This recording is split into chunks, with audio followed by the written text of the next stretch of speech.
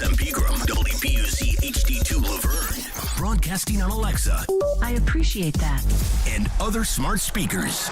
102.5 and 106.3. And the score! You can run different offenses. The doors on the board. Off the field, on the field. The Game. A Cromwell Media Station. Mixing sports and a little bit of fun. This is fun! On your morning drive. This is Robbie and Rex Road. With Robbie Stanley and Joe Rexroad. Presented by TJ Anderson Homes of Benchmark Realty. On Nashville's best sports talk. 102.5 and 106.3 The Game. And on the Game Nashville app. Ladies and gentlemen, it's showtime. And welcome into the Monday edition of Robbie and Rex Road, 102.5, 106.3 The Game. Robbie Stanley alongside Joe Rexroad, Nick Keyser here with you on this Monday morning. Robbie and Rex Road presented by TJ Anderson Homes of Benchmark Realty. Call TJ's team today to see why they are referred to so often. Joe Rexroad, happy Monday. How we doing? Doing great. Got some football, kind of, coming. It is officially, kind of, football season at this point. Titans training camp opening this week. The Jets have already been in training camp. Some other teams have already been in training camp. But Titans training camp opening this week. Nick Keyser, executive producer of this program. Good morning. How are you? Good morning. Am I getting a little bit of a sense that you're just keeping track of Aaron Rodgers and the little diary that he has being a Jet now? Is that why you bring up the Jets? I'm paying attention. But there's videos being tweeted and talked about left and right of him and Garrett Wilson. They're going 17-0 and all this other stuff. Yeah. You say little diary? Yeah, little diary because he's been keeping track of Aaron Rodgers for years and years and years, right? That's true. Oh, Robbie's little diary. I have. Yeah. Okay. I thought you were saying that, like, Aaron Rodgers. I mean, I wouldn't be is doing surprised some if he sort has of, that. Yeah. I mean, I wouldn't either. Some hallucinogenic. Maybe he fueled does have a diary from his darkness diary. retreat. Maybe he does. I don't know. I imagine he's got a lot of weird stuff. That'd be hard to write. That would be my guess. Yeah. I don't know. Although, I mean, they've tweeted out some videos. A couple of the passes and catches look pretty good in training camp. Yeah. In no pads. I mean, he's pretty good. He's not bad. And Garrett Wilson's pretty good, so. Not much of a surprise there. I heard, who was it last week on them? It was, I guess it was Jason Williams, right? I don't remember. I think it was him, but he was like, it was Louis Riddick. He's like, yeah, I mean, basically, if they don't win the Super Bowl, it's a total failure, you know? Like, jeez, man.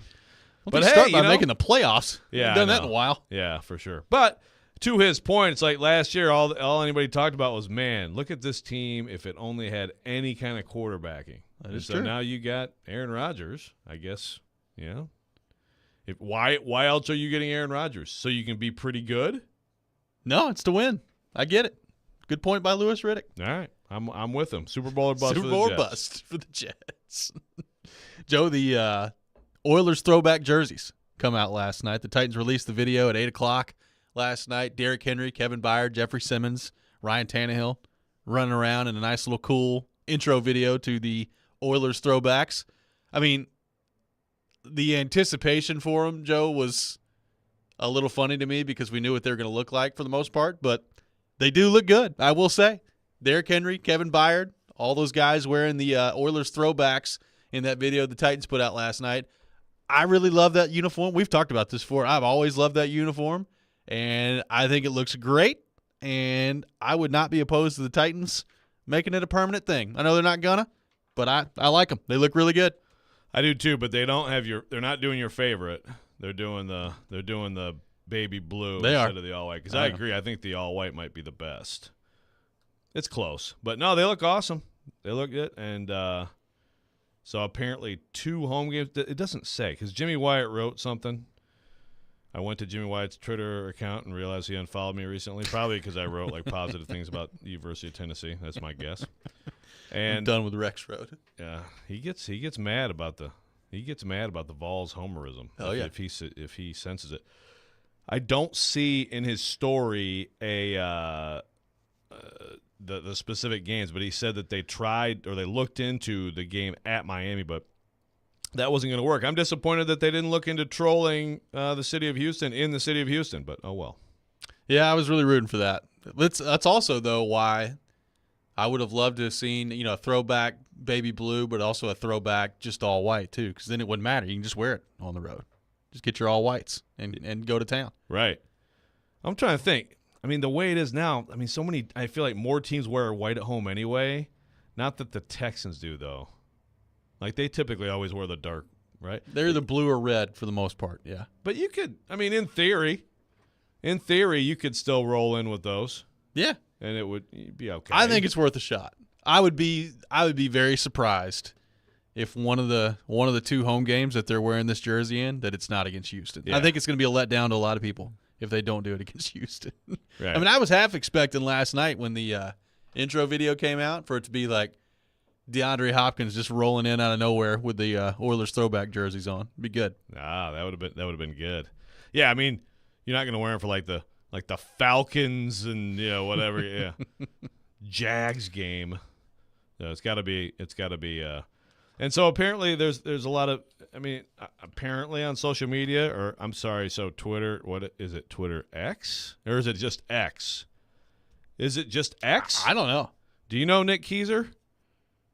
Twitter has been rebranded. Yeah, I saw that this morning too. I don't think it means it's called X now. I think it's just this. I think it's the whole play on with it being SpaceX. Like I think he's still trying to use the X somehow, some way, which is kind of dumb. I don't really understand that. I saw that going to sleep, and I didn't know if it would actually happen or not. So here we are. So okay, so when I say, hey, I went over to X or Twitter X. I guess you go over to Mastodon now. I have no idea. You bring Mastodon back. Do that. Is that still a thing? Didn't that already fail? There's all these other attempts? Threads. Yeah. Whatever, man. Anyway, I'm personally would love to see the Titans play the Bucs this year. So give me a nice Tampa Bay creamsicle throwback versus the Love You Blue Oiler throwback. That's on the road though. I know, but that would be cool. Just do it. It'd be awesome. Now that I think those about colors don't clash. I was gonna say obviously they played a few times back in the. I can't remember ever watching that game. That would be quite a uniform just mashup right there, man. It's like when USC and UCLA play. USC's wearing the red, UCLA wears the blue. Nobody's wearing white. It's all good. Just go with it. Really? Most of the time, yeah. Is that right? Yeah. I guess I thought that one of them still wore white, visiting I uniforms. know a couple of years ago because I was watching the game. I was like, they're both wearing home. How about that? I think that is a change because I think they used to do that. But yeah, we see that more, and it's actually kind of a bad trend. Like in all reality, for the most part, somebody needs to wear white. Yeah, because there's been some real nasty. What was it recently? It might have been in college football. Was it Oregon and somebody? It was you can't have this game. The officials can't even keep track of who's on whose team. Yeah. Some of it's in the NBA. They're both teams wearing a darker color. Yeah. It's all right, let's not do that. Too. Yeah. So, congratulations to the Titans. The cool. throwbacks look good. I like. They're on sale, everybody. They are on sale. I bet they'll sell a few of them. Yeah. Training camp opening up this week, Joe Rexroad. The Titans having press conferences tomorrow, and I believe the first day on the field is Wednesday. So we have made it to training camp week here for the Tennessee Titans. Titans reportedly hosting a workout over the weekend with a couple of offensive linemen. No deal at this point. We talked about the George Fant part of it over the weekend on Friday heading into this. No news yet on a deal for the Titans and George Fant, but interested to see if that comes in the next few days as they get ready for training camp here, because at some point you're going to have to determine who your starting right tackle is going to be for the first 6 games.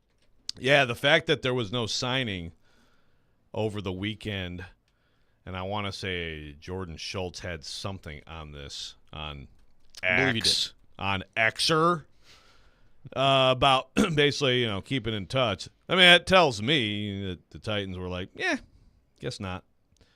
Yeah, here we go. Jordan Schultz from 2 days ago. George Fant finished his work over the Titans. Sources say the two sides will remain in touch with no deal as of right now, unable to agree to terms, but mutual interest still there. So, yeah, what kind of money's George Fant looking for? Well, maybe it's that. Maybe it's the Titans do like him, but they're just too far apart on the money. But it may not. It also may not be a great commentary on exactly where he is physically at this point. I'm just speculating, but. We talked about his age, right? He's 31 years old. He's had the injuries and the knee stuff, and you get to that point of your career and you're an offensive lineman. The other part of this is you're heading into training camp and he's an offensive tackle that's still out there and available. So if he was, if teams felt great about him, he'd be on a roster. somewhere at this point. So that's the other thing you have to keep in mind when you have these sort of conversations. Yeah. I don't know if anybody's noticed, but there is not an overabundance of good offensive tackles in the NFL at this point. So, yeah, it's kind of tells you what it is. Someone's out there, in the case of a Hopkins, someone's out there because they're looking for big money. Right. But, yeah, I don't know what George Fant's looking for, but, it may tell you, you may not be getting an all-pro at this point. So there's that. I am sad this week that we're not going to get any more. Guys, what does it mean that Will Levis has not signed his contract yet? I mean, I do love we got throwback Oilers uniforms. I love the idea of throwing back to when rookies actually held out. Yeah, and, bring it on. But, yeah, it was always a given. I do think, if I'm Will Levis's agent, he's a second-round pick, but also, you drafted my client to be your franchise quarterback. Correct. So maybe some of the sweeteners maybe, may have been kind of discussed in there, sweeten it as much as possible because, come on, second-round pick, but come on, this is your guy, But it was never really a question. Well, there's only so much leverage that rookies have nowadays. I mean, it used to be, to your point, guys are getting paid a ton of money before they ever took a snap in the NFL, and now it's more of kind of just a slotted thing. So, which is a CBA thing. Which is awesome. I mean, I'm here for the running back holdouts. I don't know about the rookie holdouts. That's always kind of bothered me. Now are all the running backs going to not show up? Is Derrick Henry, is he going to be in solidarity with all the running backs? And none of them show up for camp. Of course, the Jets already, I guess, have some running backs. Yeah. Whoever is, I guess that's already toast, so never mind. Breece Hall. They did have a nice Zoom, though. They had a Zoom call. They had a Zoom call with the running. I guess Austin Eckler was the ringleader of this call, who is also going to need another contract after next year because the Chargers won't give him a long-term contract. Yeah. I mean, I hope the call. I hope someone said, "Look, this isn't going to help any of us, but maybe we can help someone down the road." Because that's basically what it is. It is. It's a tough time to be a running back in the league. 615-737-1025 is our phone number. 615-737-1025. We'll take your thoughts on the Titans all show long. We got a lot to get to on the program here today. Nick Suss from the Tennessean will join us at 7 o'clock. We'll get his thoughts on the Titans heading into training camp. Corey Curtis from News 2 for his weekly visit coming up at 8 o'clock. And coming up next, we'll get a little bit deeper into Ryan Tannehill with the weapons now at his disposal. What are fair expectations for Ryan Tannehill as he enters into yet another season as the starting quarterback for the Tennessee Titans? We'll get into that next. This is Robbie and Rex Road, 102.5, 106.3, The Game. Hey, Goodlettsville, get ready because your new favorite pizza spot just opened off Long Hollow Pike. It's Haley, and Calabria Brick Oven Pizzeria has been a Mount Juliet staple for 7 years, but they're spreading the love to Goodlettsville, and it's the most delicious pizza I've ever had. And once you've had it once, you'll want to keep going back. I speak from experience. It's made with love, and it's very different from your average fast food pizza. It's not greasy. It's not too much. Calabria is authentic, scratch-made, hot and crispy, and I haven't had any other pizza like it. Calabria has a great variety too. They have salads, appetizers, calzones, desserts, and a full bar in their restaurants too, complete with an impressive list of handcrafted cocktails. For a date night, a family gathering, a night out with your friends, I would recommend Calabria anytime, no matter what the occasion is. I could go for an Italian meat lover's pizza with a glass of Merlot just about any time. And if that's what I'm craving, then it's Calabria every time. Life's too short to eat bad pizza, so come join the family at Calabria Brick Oven Pizzeria with 2 locations in Mount Juliet and now open in Goodlettsville. Gypsy Kings featuring Tonino Baliardo return to Nashville with a concert that will take you on a trip down memory lane. The Gypsy Kings will be performing their greatest hits November 4th at TPAC Andrew Jackson Hall. For you to dance and enjoy an unforgettable night. Tickets on sale through ToninoBaliardo.com. A Loud and Live production. Nashville is growing, but we remember our roots here. The fairgrounds, my family and I have so many memories there. It is full of history, it is full of culture, and it is full of Nashville. There are some folks who want to tear down our historic fairground speedway. When you do that, you lose part of your story. Don't tear it down, make it better. I'm not necessarily a racing fan, but it's a part of the fabric of the neighborhood. When you lose something, guess what? It doesn't come back. Don't take away my history. Let's make sure we don't lose another piece of what makes our city so special. Willie Donick here for Pella Windows and Doors of Nashville. The official brand perception report for doors and windows is in. Pella Windows and Doors are the leading brand among all others. A few reasons why. Pella is regarded as the highest quality, the most innovative, and the installers with Pella of Nashville lead the way for attention to detail. That's why Pella Windows and Doors of Nashville is one of Pella's top locations in the country. For new doors or windows, I suggest you choose the experts at Pella Windows and Doors of Nashville. Go to PellaNashville.com. Anyone want to tell me what happened? Did you miss any of today's show? It's okay. It's fine. Don't worry. Subscribe to the Robbie and Rex Road podcast on Apple, Spotify, and other podcast platforms, or by going to theGameNashville.com. All right, I'll give it a shot. Good morning. Good morning. You're locked into Robbie and Rex Road, presented by TJ Anderson Homes of Benchmark Realty. I had the radio on. I'm listening to 102.5 and 106.3 The Game and the Game Nashville app. Welcome back in, Robbie and Rex Road, 102.5, 106.3 The Game. We are streaming live on Twitch, Twitter, YouTube, and Facebook. Our video streaming brought to you by Superbook, live from our 102.5 The Game studio. Brought to you by Hiller Plumbing, Heating, Cooling, and Electrical. Training camp beginning this week for the Tennessee Titans. Football season right around the corner. We talked about the DeAndre Hopkins signing a lot last week, Joe Rexroad. So Hopkins is in the mix. Traylon Burks entering into year 2. Chig Okonkwo entering into year 2. An intriguing Titans offense as they head into training camp. And back in the backfield, you've got Derrick Henry, old reliable back there, and Ryan Tannehill. And that's been the story for the Titans the last several years here in Nashville. Ryan Tannehill about to be 35 years old this season, and in the last year of a contract that you look ahead and you think maybe Will Levis is the future starting in 2024. Now, until we get to that point, he's going to be the starting quarterback for the Tennessee Titans, and I think we saw last year the conditions around him deteriorate to a point where it was really hard to get much done offensively. He ends up with 13 touchdown passes, 6 interceptions last year in 12 games. He was battling the ankle injury for a big portion of the year. Some of those games he played through with the ankle injury. Some of those games he was not able to play through, and appears to be healthy heading into training camp now. So at 35 years old, with the revamped offensive line and the new weapons that are at his disposal, namely DeAndre Hopkins coming into this year, at this stage of his career, given the weapons around him, given the change at OC, I think whatever version we're going to see of Ryan Tannehill this year is pretty interesting. I feel like the Titans are going to be a good team. I think he's going to play well. My question is, how well is he going to play, and how well does he need to play to get this team back into the playoffs heading into this year? There's a lot that's really intriguing, like just contractually around Ryan Tannehill and what his future is going to look like and all that stuff. But, you know, his on-the-field performance this year, given the weapons around him, and also in the back of his mind knowing that in some ways he might be playing for his NFL future this year, it's going to be a pretty interesting year from Ryan Tannehill out there. Yeah, no doubt. I mean, Ryan Tannehill is certainly good enough. I mean, for anybody who's actually paid attention to him, good enough right now to hope to, like, start in the NFL past this year. But you still have to have an opportunity somewhere, you know? And like what would be if he has like the season you'd expect, like a good season.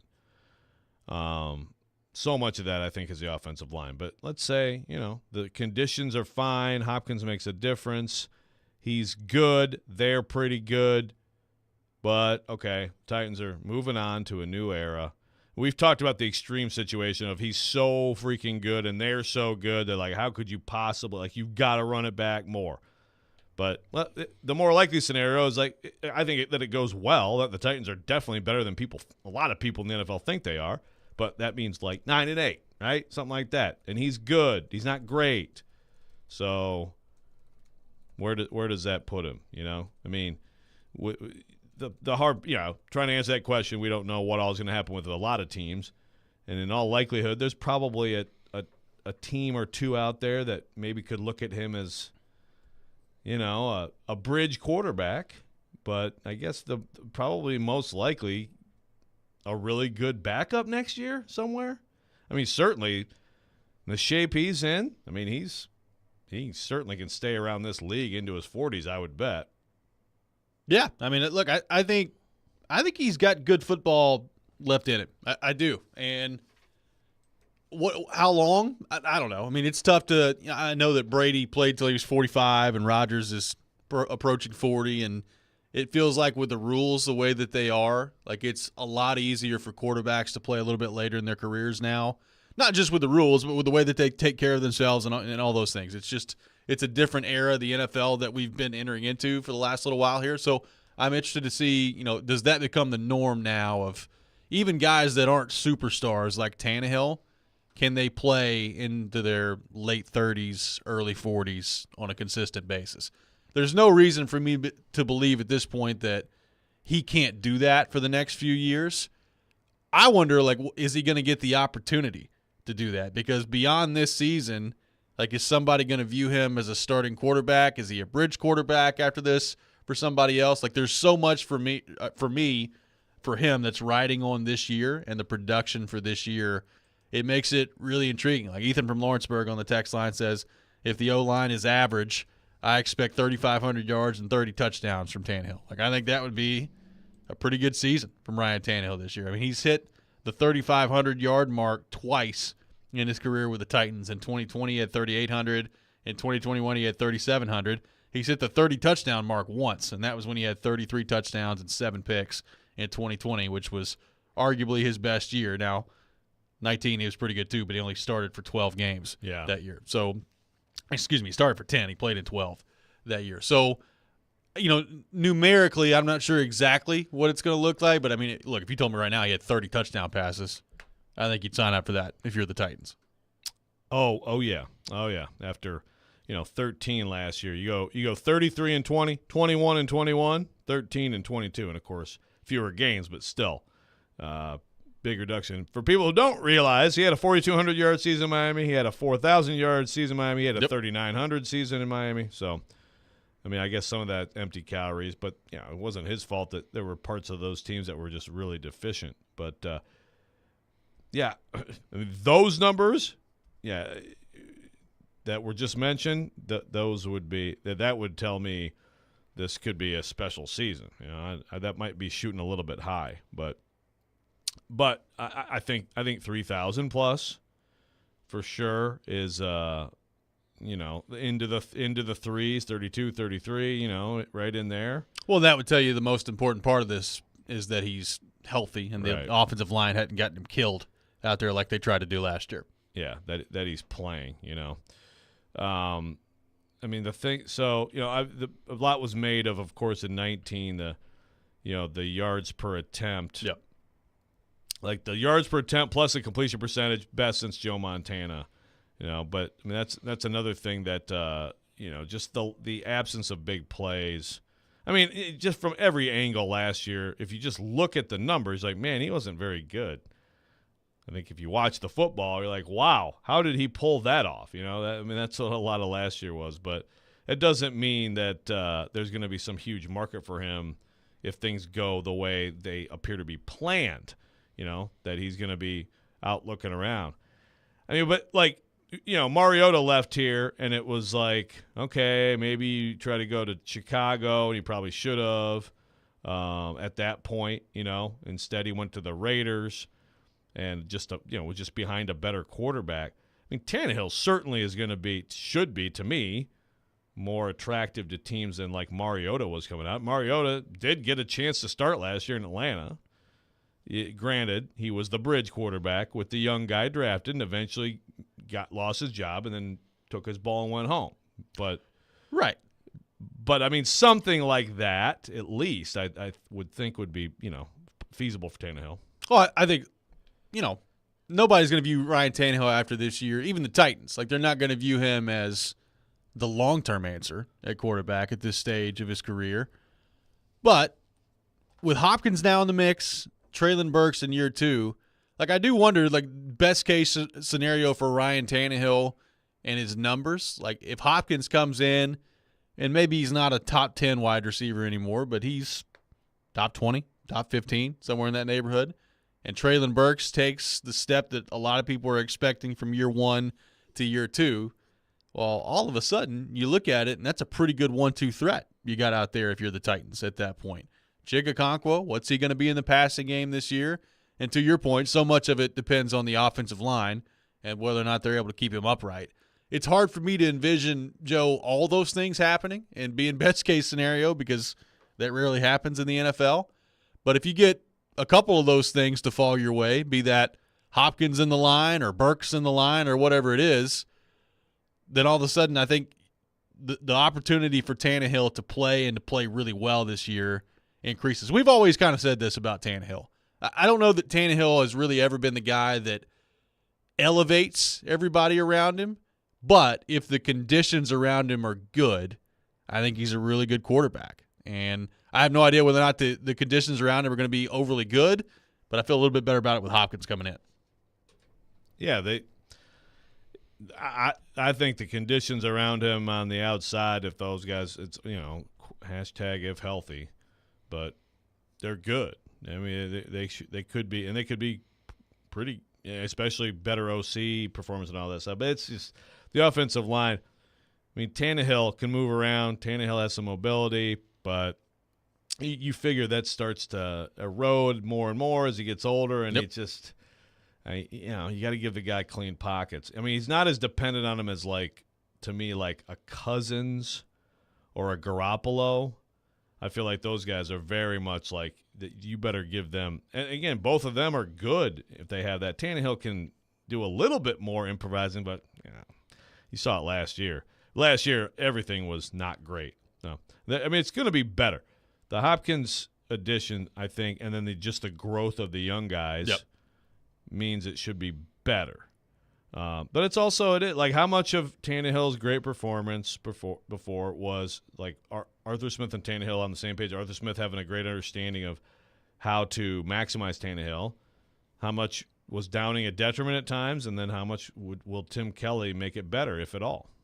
Cam on the text line says, if Tannehill throws for 3,500 plus and Henry rushes for 1,500 plus, Titans are going to win the South. I'm not super confident Tannehill being able to do that. This from Cam on the text line. I'd pretty much agree with that. Yeah, you put just those two stats up and say, and of course you say that, and it's like, the defense lost 8 starters and gave up 33 points a game. I mean, you never know. But I would agree, you just have those two stats and you know them, I'd feel pretty good about this team. I mean, in 2020, Ryan Tannehill threw for 3,800 yards and Derrick Henry ran for 2,000. Yes. So if they do that again. And they won easily.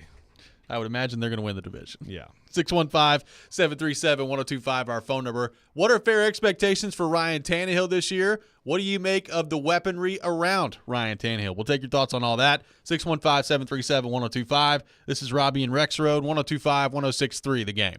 The offseason is in full swing, but there's no slowing down ESPN's Teron Davenport. The flow of information. He talks the talk. Spears gives you that guy that can still hit the home run. And walks the walk. As a run blocker, he's going to murder a linebacker at the second level. On everything Titans, TD is on Mondays at 1, Thursdays at 3, Friday mornings at 8, and anytime on the Talkin' with TD podcast. TD is on 102.5 and 106.3 The Game and the Game Nashville app. Hey, Ray Jeter here with Harness. Are you looking to take ownership in a position that will support your growth and development? We are an excavation and site utilities contractor. Several things set us apart from our competition, but we take the most pride in the professional development of our people. We have multiple openings for operators, pipe layers, and laborers. Our pay and benefits are second to none, including our 401k program. Apply today at selectharness.com. Harness LLC. Build people, move dirt.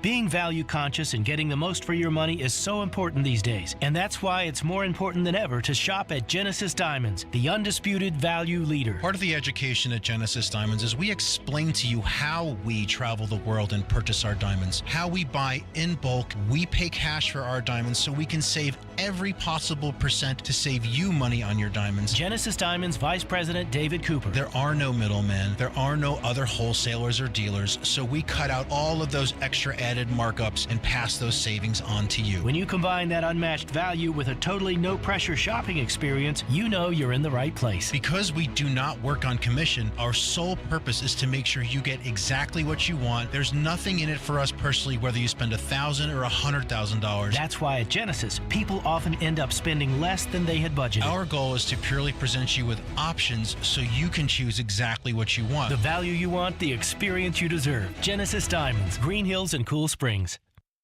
102.5 and 106.3, The Game is live and local. And now, let's meet the starting lineups. Robbie and Rex Road 6 to 9. You are talking about a team that's building a roster. Chase and Michelle 9 to 11. He's still under contract. It's not always X's and O's. Caroline, Willie, and D Mace 11 to 2. Trades, free agents. Let's get it going. I think this is a good hire. And Stillman and Company 2 to 6. I can give you one of the best coaches in the league. And don't forget, we're your home for all things Nashville. He scored! Nashville's best sports talk. 102.5 and 106.3, The Game. Hey, it's Jared. If you're listening to us on I-24 towards Murfreesboro or I-65 towards Spring Hill, make sure you check out 106.3 for another great way to hear Nashville's best sports talk. The sports talk doesn't end on Friday. Join Junie Riddle, the guy that can come in and give us some good goal-scoring production. And Nick Keiser, another guy that I thought was interesting that got a one-year deal. Each Saturday morning at 9, it's Riddle and the Reporter on 102.5 and 106.3, The Game and the Game Nashville app. Hey, Smashville, this is Sean Henry. You're listening to Nashville's best sports talk, ESPN 102.5, The Game.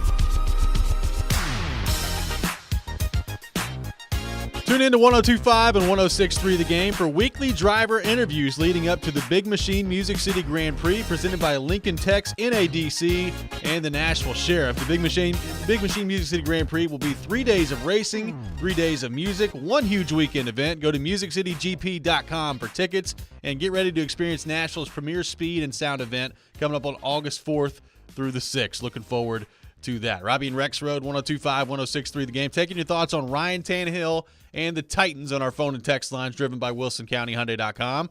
What do you think are fair expectations for Tannehill production-wise this year? What do you make of the weapons that are now around Ryan Tannehill heading into this season? And a big part of this is going to also be, how effective are the Titans still running the ball with Derrick Henry? We're going to get more specifically into Derrick Henry coming up here in just a few minutes, but one of the things that we've always talked about with Tannehill, Joe, is the play action part of this and how good he is coming off play action. I really am interested just from an overall flow of the game standpoint. Tim Kelly is going to be so big in all this. And you brought up the relationship with Arthur Smith and Ryan Tannehill and Arthur Smith. Obviously, it went really well with those two together. That's why Arthur Smith's now the head coach in Atlanta, because of how well it went with those two together. How big of an upgrade is Tim Kelly? Is he an upgrade? How big does that look like on game days when it comes to the flow of the offense, the way they run their offense, the play calling ability, the timing of those things? I mean, no offensive coordinator is going to be perfect, but if Tim Kelly is more on the Arthur Smith scale than he is the Todd Downing scale, how much of a tangible difference does that make in the offense? I have to think a ton, and that's a big unknown to me, and also a big, I think point of encouragement if you're a Titans fan heading into this year is I do think the offense is going to be different. There's a history to point to with Tim Kelly of things that you like back in his time in Houston, and I'm really interested to see how that sort of relationship with him and Tannehill goes this year in Tim Kelly's first year as OC. Yeah, it's a huge deal, and I think that it's encouraging that some of the success that Tim Kelly had in Houston doesn't guarantee anything. It's different personnel, but clearly, remember Vrabel did inquire about him, and the Texans blocked it. If we go back to the hire of Todd Downing, I don't know, that doesn't guarantee that he was going to be the choice instead of Todd Downing, but if they inquired and we found out that the Texans blocked him, I think there's a fair chance that in Vrabel's mind, he was hoping for Tim Kelly to be the replacement for Arthur Smith.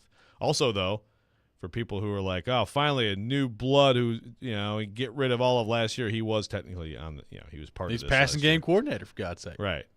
Whatever that. Coordinating the passing game. Whatever that exactly means. He worked with tight ends a lot in the practice field. But, again, this is where it gets into, everybody's welcome to have input. Now, it's Todd's show, so it's Todd Downey's show. And, again, it's him calling plays on game day, which is probably the biggest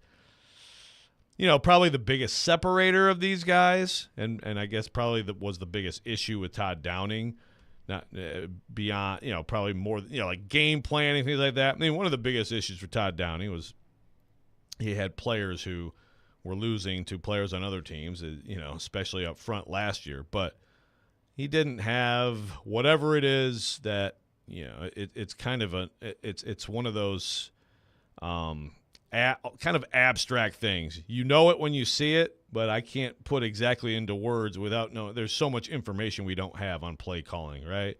And on the matchups and so many of these bad play calls, he can come out and any OC can explain, yeah, but see, you guys didn't know this about this matchup and why we called that play in that moment.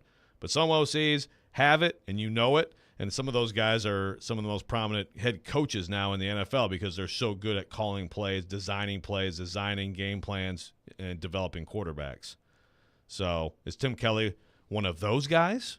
I mean, it's still very early in his time. I mean, I don't know. I think it's fair to expect improvement there. We know it's going to be a little bit different offense. I can't sit here and say I have a great sense for what he is as a play caller. I mean, it's just, that's going to be one of the big things that we find out about this year. Right. And, from Tannehill's perspective too, how quickly can Treylon Burks, DeAndre Hopkins, whoever it is, Kyle Phillips, you can throw him in the mix here too. How quickly can they get open? Because I do think that needs to be, regardless of who the offensive coordinator is, probably needs to be a big part of their plan. Like there's going to come a point where they've got to be able to take some shots down the field, and we've talked about that before. I think a big part of the offense is going to need to be get your receivers open quickly and get them the ball. Like you still do have Derrick Henry, and defenses are going to pay a lot of attention to Derrick Henry, and it's not like the 8-man boxes that you've seen are just going to evaporate now that you've got DeAndre Hopkins. Maybe they're less often. I don't know. I'm interested to see the effect Hopkins has on that, but the opportunity on man-to-man single coverage to get your receivers the ball quickly, like you need DeAndre Hopkins and Treylon Burks to be able to win pretty quick on the outside. And we talk about protection, the offensive line, all those things.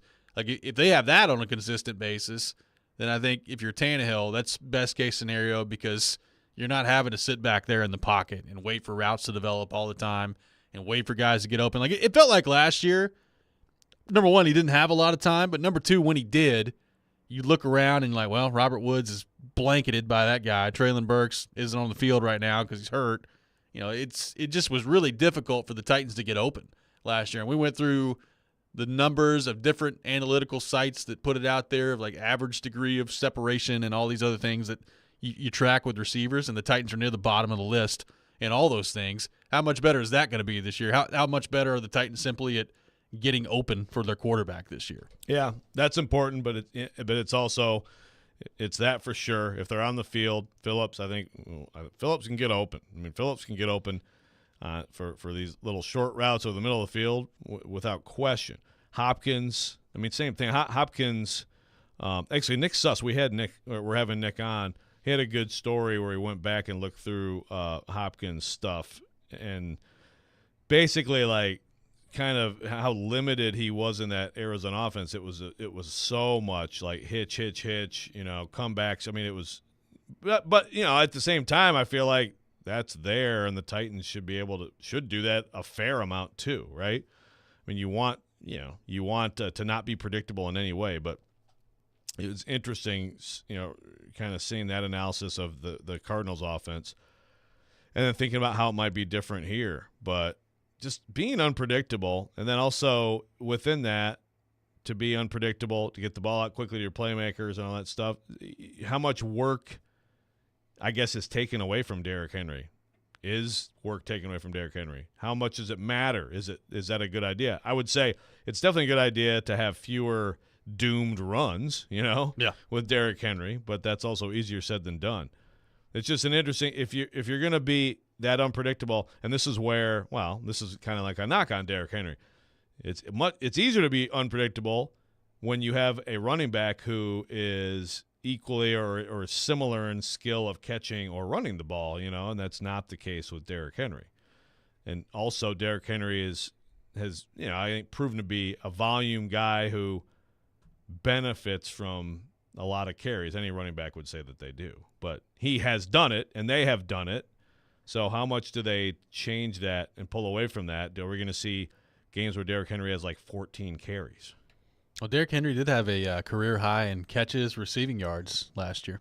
Yeah. No, and they 33 for 398. And that's the thing, like we rip on Todd Downing. I actually thought he did some good things to get him out there beyond, obviously, like Arthur Smith back in, 2019 especially. Or was it 2019? I think it was 2019. The screen. The throwback screen. It was a great play. I mean, especially like the first time they ran that against Cleveland, it was like, oh my God, you guys are toast. I mean, he had the whole side of the field just so excited to be running all by himself, But that throwback screen, I mean, that worked a lot. Then it got teams caught on to it. 3 years, yeah.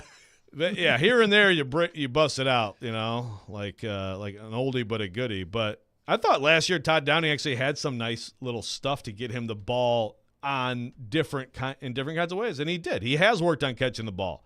It's still different than a lot of the backs in this league now, all of whom are also still devalued anyway, by the way. Yes. So that's the prevailing story in the NFL right now. Alex from Montreal on the text line says, teams are still going to stack the box because Tannehill doesn't get the respect.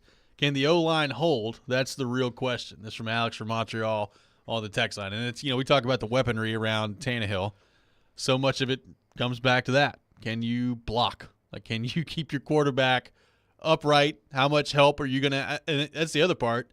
We talked back half of 2019, early part of 2020 was the best offensive line play we've seen around here in a long time for the Titans. And Ryan Tannehill was really good throughout that stretch. And then Taylor Lewan gets hurt for the first time. And while the offensive line still held up okay the rest of that year, Jonnu Smith had to hang in there and chip and block a little bit more, took him out of the passing game. We talk about Chig Okonkwo and the tight end position, and whether it's Wesco, who's the blocking tight end, or whoever it ends up being. It would be great if you didn't have to spend all your time at tight end chipping before you're in the middle of your route out there. And I have no idea whether or not that's going to be the case with this offensive line this year or not. Yeah. Well, and, of course, as we've talked about, who are you going to help? Now do you have to worry about, helping, the right tackle more? We don't even know who the right tackle is going to be. Protection, of course, is – I agree. I mean, that, like I said, that is a real question. That's what it comes down to for this offense for sure, is the offensive line play. As far as stacking the box, I don't know that that's a Tannehill not getting respect thing. I don't think it's I just think it's about Derrick Henry. Derrick Henry thing. Yeah. It's a respect for Derrick Henry. It's you can't let that guy get going on you, because as much as this is a passing league, if you get run on in this league, you are in trouble. And that's how the Titans have won a lot of games. They've actually had not just be able to run it and control the ball, but then make big plays in the running game. So Derrick Henry's entering into his 8th NFL season this year. Hard to believe, but 8 years in for Derrick Henry. We're going to take a look at what he's still got left in the tank, the opportunity for him to get back to being maybe close to a 2,000-yard back this year. Some people expect that. I don't know if that's a fair expectation, but we'll see what that looks like. Take your thoughts on Derrick Henry and his pursuit of more history this season coming up next. This is Robbie and Rex Road, 102.5, 106.3 The Game. Whether it's college football, players might end up not going to Alabama or Georgia, or the NFL, I think that this team wins the AFC South. Trevor knows. Join ESPN's Trevor Maddich every Tuesday at 4:30 on Stillman and Company as he gives his opinions on the latest from the gridiron. I'm going to the team where I can get a ring. Trevor Maddich brought to you by Houston Clinic Orthopedics, where experience matters, on 102.5 and 106.3 The Game and the Game Nashville app. Baseball fans, your home for the best baseball action is 102.5 The Game and 94.9 The Fan, with the ESPN Game of the Week and the Nashville Sounds. It's all brought to you by Superbook Sports, the #1 sports book in Vegas. Download the Superbook app today. 3 days of racing, 3 days of music, one huge weekend event. The Big Machine Music City Grand Prix is not just a race or a festival, it's an experience. Multiple music stations with Flo Rida, Vince Neil, Chris Jansen, Gavin DeGraw, and more. Fast cars going over 200 miles an hour. And a family fun zone with inflatables, Ferris wheels, kids games, and kid-friendly food trucks. Tickets and premium hospitality are on sale now. Go to MusicCityGP.com for tickets and get ready to experience Nashville's premier speed and sound event. If you're hiring, it can feel like you're trying to find a needle in a haystack. You can hope the right person comes along, or you can just use ZipRecruiter. And now you can try it for free at ZipRecruiter.com/radio. In fact, ZipRecruiter has helped a lot of business owners find their needle in a haystack, like Marco, president of operations at Telly Tires and Auto Centers. Because Telly Tires has grown a lot in the last few years, Marco needed to hire everyone from a receptionist to a store manager to a head mechanic.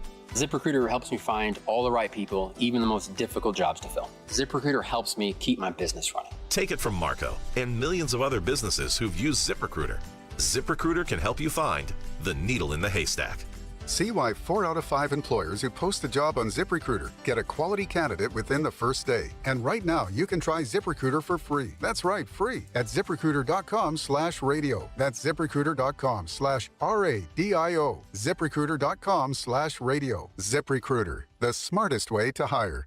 Nashville's Best Deals is a great place to save cash fast. Get up to half off or more on dining and entertainment at thegamenashville.com/deals. Check back often for new featured deals and save money now at thegamenashville.com/deals. Your company's hiring. Who isn't? We would love to show you how to use 1025 The Game to attract and retain employees. We can also help you find the exact person you're looking for with a targeted digital campaign. You can trust our team to help you build your team. Email us at together@cromwellmedia.com. You're locked into Robbie and Rex Road. Every morning, first thing. Presented by TJ Anderson Homes of Benchmark Realty on 102.5 and 106.3 The Game and the Game Nashville app.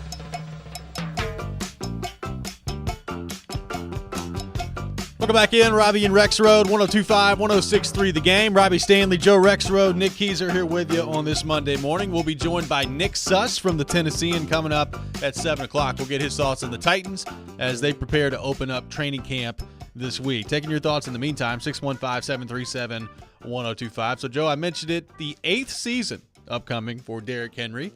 He will be 30 years old, I believe, early January of next year? Maybe late December. I have to check and see when it is. 29 at the moment, heading into this year. And you look at where he's at in his career right now, there are a lot of people, and I think that I would probably include myself in this conversation, that would say he's probably a Hall of Famer right now already anyway. But you look at some of those benchmark numbers, and he's at 8,300 yards right now. 8,335 is the exact number. So just under 1,700 yards away from that 10,000 mark that we've talked a lot about with Derrick Henry. He's at 78 touchdowns in his career. And the question is, what sort of production are we going to see from him this season? Because it is interesting. A lot of people look at him and they say, well, he's approaching 30. We saw maybe the step back last year in terms of maybe not quite the same breakaway speed as he's had earlier in his career. And I think I'd probably agree with that statement. And the other part of this is we talk about watching the team play, and if you watched the team play last year, you look at Tannehill's numbers and you're like, man, that's not very good. But then you watch the actual way things happened last year and you're like, well, I thought he played pretty well. Like Derrick Henry, I look at the numbers, and it's 349 carries, 1,538 yards. You know, he had 4.4 an attempt, which is a far cry from 5.4 an attempt that it was in 2020. So I don't think that his best days, he's still got the, like, he's not prime Derrick Henry anymore. But I do look at it, Joe, and I say that offensive line was atrocious last year. And how many doomed runs, as you put it, did he have from the start? And he still ran for 1,500 yards. So there are people that I've heard and that I've seen that say, well, if the Titans' offensive line is fixed and he ran for 1,500 yards last year, what does that mean for what he could do this year? I don't know. It's going to be really interesting to see. Like, there's always these questions with Derrick Henry of, is this going to be the year that they give him the ball less, or is this going to be the year that the Titans start to back away from, you know, the 350 carry mark? You know, he ran for 378 carries in 2020. If he'd have stayed healthy in 21, I mean, he'd ended up with 400 and something carries that year. He had 349 carries last year. Is this the year that maybe it's more like 310, 315, somewhere in that neighborhood? It's just a really fascinating scenario that Derrick Henry now finds himself in, less than 1,700 yards away from reaching 10,000. Yeah, and you know, another thing to keep in mind is, I mean, you know, even that year, like you said, I mean, he potentially could have gone for 2,000 again. I don't know that he would have quite gotten there, but he would have been close. I mean, that was only 4.3 a carry. Yep. So if you want to do the blame Downing thing, and it was all on him, his 2 years with Todd Downing as OC, he was 4.3 and 4.4 a carry. The 2 years before that with Arthur Smith as OC, he was 5.4 and 5.1 a carry. I personally think that also has a lot to do with an offense that was balanced and unpredictable, but not just because of the OC, but also because of the personnel around Derrick Henry. But, you mentioned the offensive line being fixed. Another thing is, okay, if they are trying to be more of a pass-protecting offensive line than a road-grading offensive line, I mean, you immediately make some transition once Saffold's out the door. Yep. What is it? It's like 2 years ago, it was like the offensive line is absolute, like just a disaster in 21. With Lewan unable to stay on the field, and it was there. But some people are, well, Derrick Henry's, still doing great. Yeah, there's two different jobs. There's two different things about an offensive line. There's run blocking and there's pass blocking. So even if this offensive line is what they seem to be envisioning, which I think is to give Tannehill more protection, do they lose anything in the run blocking? I mean, it's a fair question. I mean, well, that's the other part of this. How good were they at run blocking last year, right? I mean, you had Aaron Brewer playing guard. Ben Jones, when he was healthy, is obviously still a good player. Nate Davis, when he's at the top of his game, is a good run blocker. But, how much of a difference is it really from last year to this year? I don't know the answer to that question. I can tell you, Dennis Daly, both in the run blocking and pass blocking game, you can upgrade on Dennis Daly. So yeah, but I think he was better as a run blocker. For sure. There's no question about that. So it is a fair point of if the Titans have guys that are maybe more equipped to be good pass blockers than they are run blockers, what does it mean for Derrick Henry? And then you factor in a point that Koharski brought up last week that I agree with. I mean, right off the bat this year, and maybe it changes as the year goes on, but it's not like the Titans are going to look around and Tannehill's going to all of a sudden look across the line of scrimmage and it's like, wow, they're just leaving the run game wide open for Derrick Henry. The 8-man boxes are a thing of the past. They're worried to death about Hopkins and Burks, and you can just turn around and hand it off to Henry. Like, they're going to be paying a lot of attention to Derrick Henry early on. So yeah. Maybe that changes as the year goes on, but that's the challenge you got to overcome, certainly the first part of the schedule. Yeah, exactly. And, in terms of run block, like Aaron Brewer, obviously you saw him at times get overwhelmed by bigger players. The strength of an Aaron Brewer is that he can get to spots because of how athletic he is. Yep. That can help you in the run game. I mean, that's Lewan, again, reaching a second guy, basically. I mean, Lewan downfield, how many athletic things did he do where even just getting to a guy for a little bit was enough, to spring Derrick Henry for like 20 more yards than he would have gotten otherwise. The athleticism, it's not just, size and mauling people like Saffold, It's the athleticism. But, like, I don't know about, like, the guards. I don't know. I don't know what Brunskill is, and I don't know what Skoronski is. Skoronski is, physically a guy who looks like he could be a dominant player. But, people think you're just going to snap your fingers, and that's what he is from game one. Probably going to have some growing pains. So you think he can do it this year? Run for the necessary yardage to get to 10,000? 1665. Yep. Man, that's a number. It's a number. Yeah, if he flirts with that, and Tannehill's, like we've talked about in past three, then should be a pretty good year. I mean, I think it's possible, but I do kind of just have the feeling like, I mean, you mentioned it might be in the low threes. I mean, think about it in 2019. I mean, he hit 303. That's a big number, 303 carries. He missed one game. I think 2019 was the year that he had that hamstring late in the year, right? So he missed the one Saints of those game where it didn't really matter. Yeah, that's right. Yeah, but okay. So if he would have played, he would have been about 325 or whatever. I do think that it's possible that Derrick Henry is just a little bit below 300 carries this year.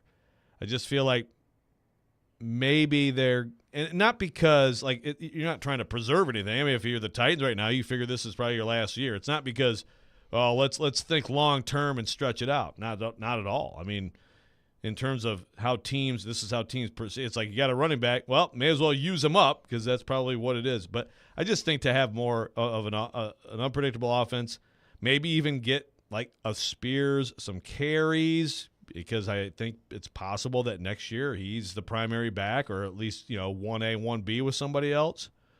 Not that you're thinking about next year, but I'm just saying. I just feel like we may see some like 15, 17 carry games from Derrick Henry this year, and it could benefit the Titans. May not benefit that chase for 10,000. The one thing that's interesting to me about that, because I agree, and I think the Titans' offense in some ways is going to look a little different this year. I do wonder, part of last year, he had 349 carries last year, Joe, on a team that couldn't do anything in the second half. I mean, they were 3 and out, left and right in the second half.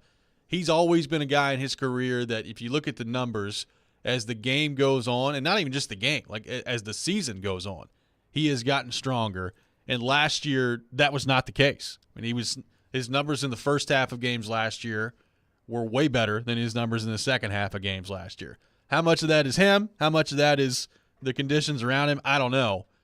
But if the Titans are a better offensive team this year and they can hold on to the ball longer than they did last year and have more opportunities for him in the second half of games, I do wonder what that looks like, both from a production standpoint but also from a carry standpoint. Because, that to me is kind of mind-boggling looking back at it, is he had 349 carries on an offense that didn't get anything done in the second half of football games last year. Yeah, that's true. You want to take what you want is a lot. You subtract so many of those carries in the first halves where he's just getting blown up by fresh defenses, and here's a 3 and out, and then somehow use them later. That was always a formula before.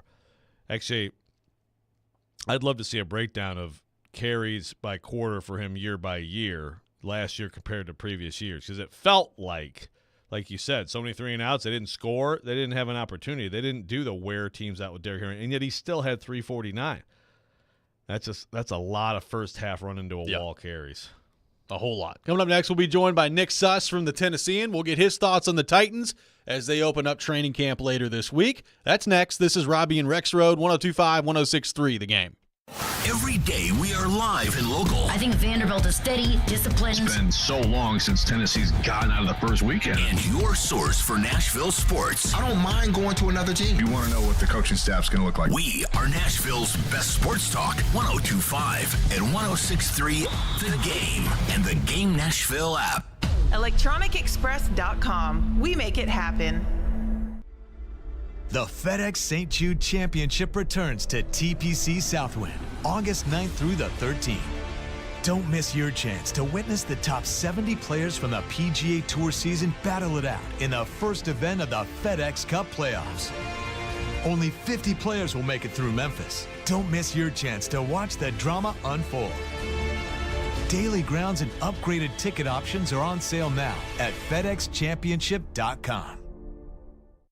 Nashville is growing, but we remember our roots here. The fairgrounds, my family and I have so many memories there. It is full of history, it is full of culture, and it is full of Nashville. There are some folks who want to tear down our historic fairground speedway. When you do that, you lose part of your story. Don't tear it down, make it better. I'm not necessarily a racing fan, but it's a part of the fabric of the neighborhood. When you lose something, guess what? It doesn't come back. Don't take away my history. Let's make sure we don't lose another piece of what makes our city so special.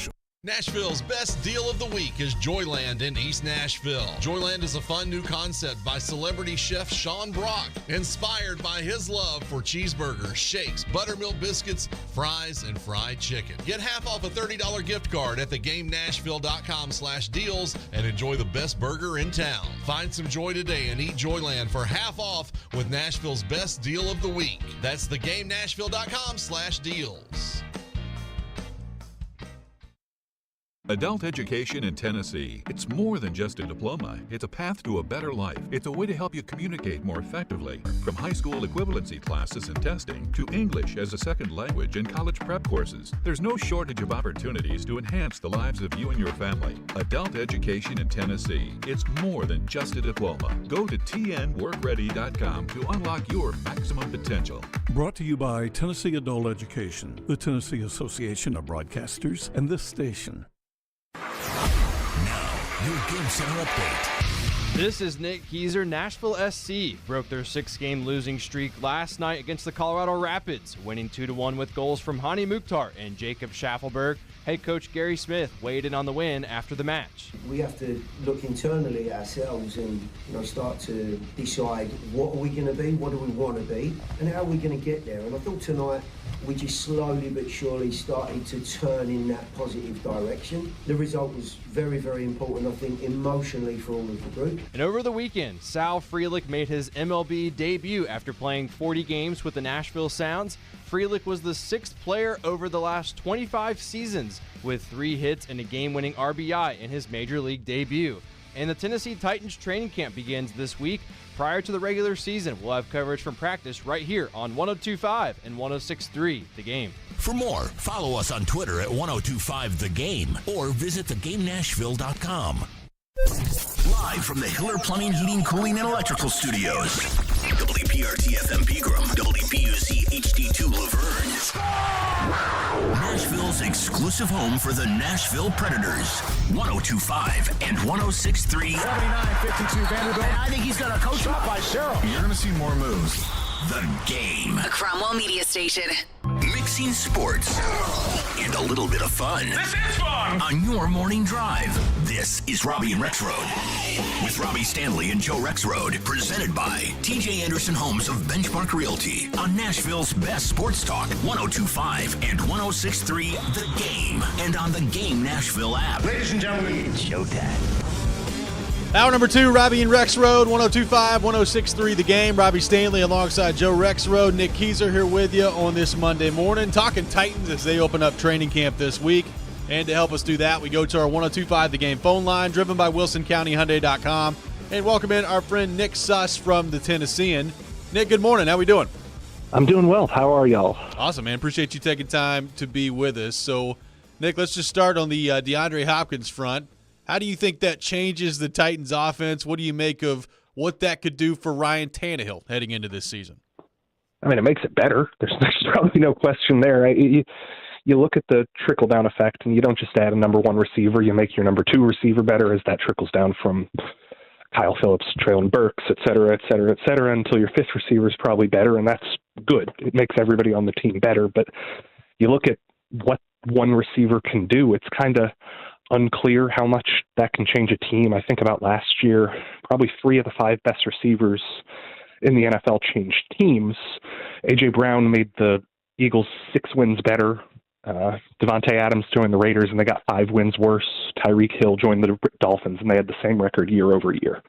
So one receiver, it's almost impossible to say, oh, yeah, he's going to make the team better. Oh, yeah, the team's going to get the same. Like, you don't know. One player doesn't change a team as much as we tend to think it does. But, I mean, I went back and rewatched every pass that was thrown to DeAndre Hopkins last year. And, look, the Cardinals, half the time, were just having him run a 5-yard hitch and turn around. Like, he wasn't on the same plane of usage that he was during his days in Houston. If the Titans try and recapture that, try and use him over the middle the way that they used A.J. Brown and Corey Davis a couple of years back, yeah, you could see a world where he's good for 900 to 1,000 yards, and Traylon Burks can back him up with 800 or so of his own. And if you go from 2 weeks ago, we thought the Titans' top 2 receivers were going to account for about 1,300 yards, and now we're thinking they could account for 1,700 or 1,800 yards. That's a pretty huge change over 2 weeks. Yeah, I enjoyed that piece, Nick, and it's interesting. As you watched that, did you think, well, that's just basically their scheme, they were misusing him, or do you think it is any sort of commentary on, his own skills diminishing at all? It's interesting because, I watched the plays where they let him loose, and it didn't seem like he was any less explosive. I mean, you can go back through 3 years of stats, and I think they threw him 32 passes over the middle, 10 yards deep in 3 seasons. And that's roughly what he averaged per season in Houston. So I think it is schematic. I think that Cliff Kingsbury just didn't throw the ball over the middle all that much. And I think back to one play in his first game against the Saints where I'm sitting in our office baffled thinking, what the heck is this formation? Why is DeAndre Hopkins running a trip set tight to the line of scrimmage with 2 tight ends and a tackle off the line of scrimmage. Like, I don't functionally understand what they're doing here. It's not going to be that translatable, what he did last year compared to what he'll do this year. But the dude was still making one-handed catches. The dude was still able to body up somebody like Jalen Ramsey, a guy, when he was given one-on-one opportunities, took the best of them. The problem is most of his catches he was hit immediately, and that's really tough to gauge what a receiver has when all he's doing is catching the ball and going to the ground.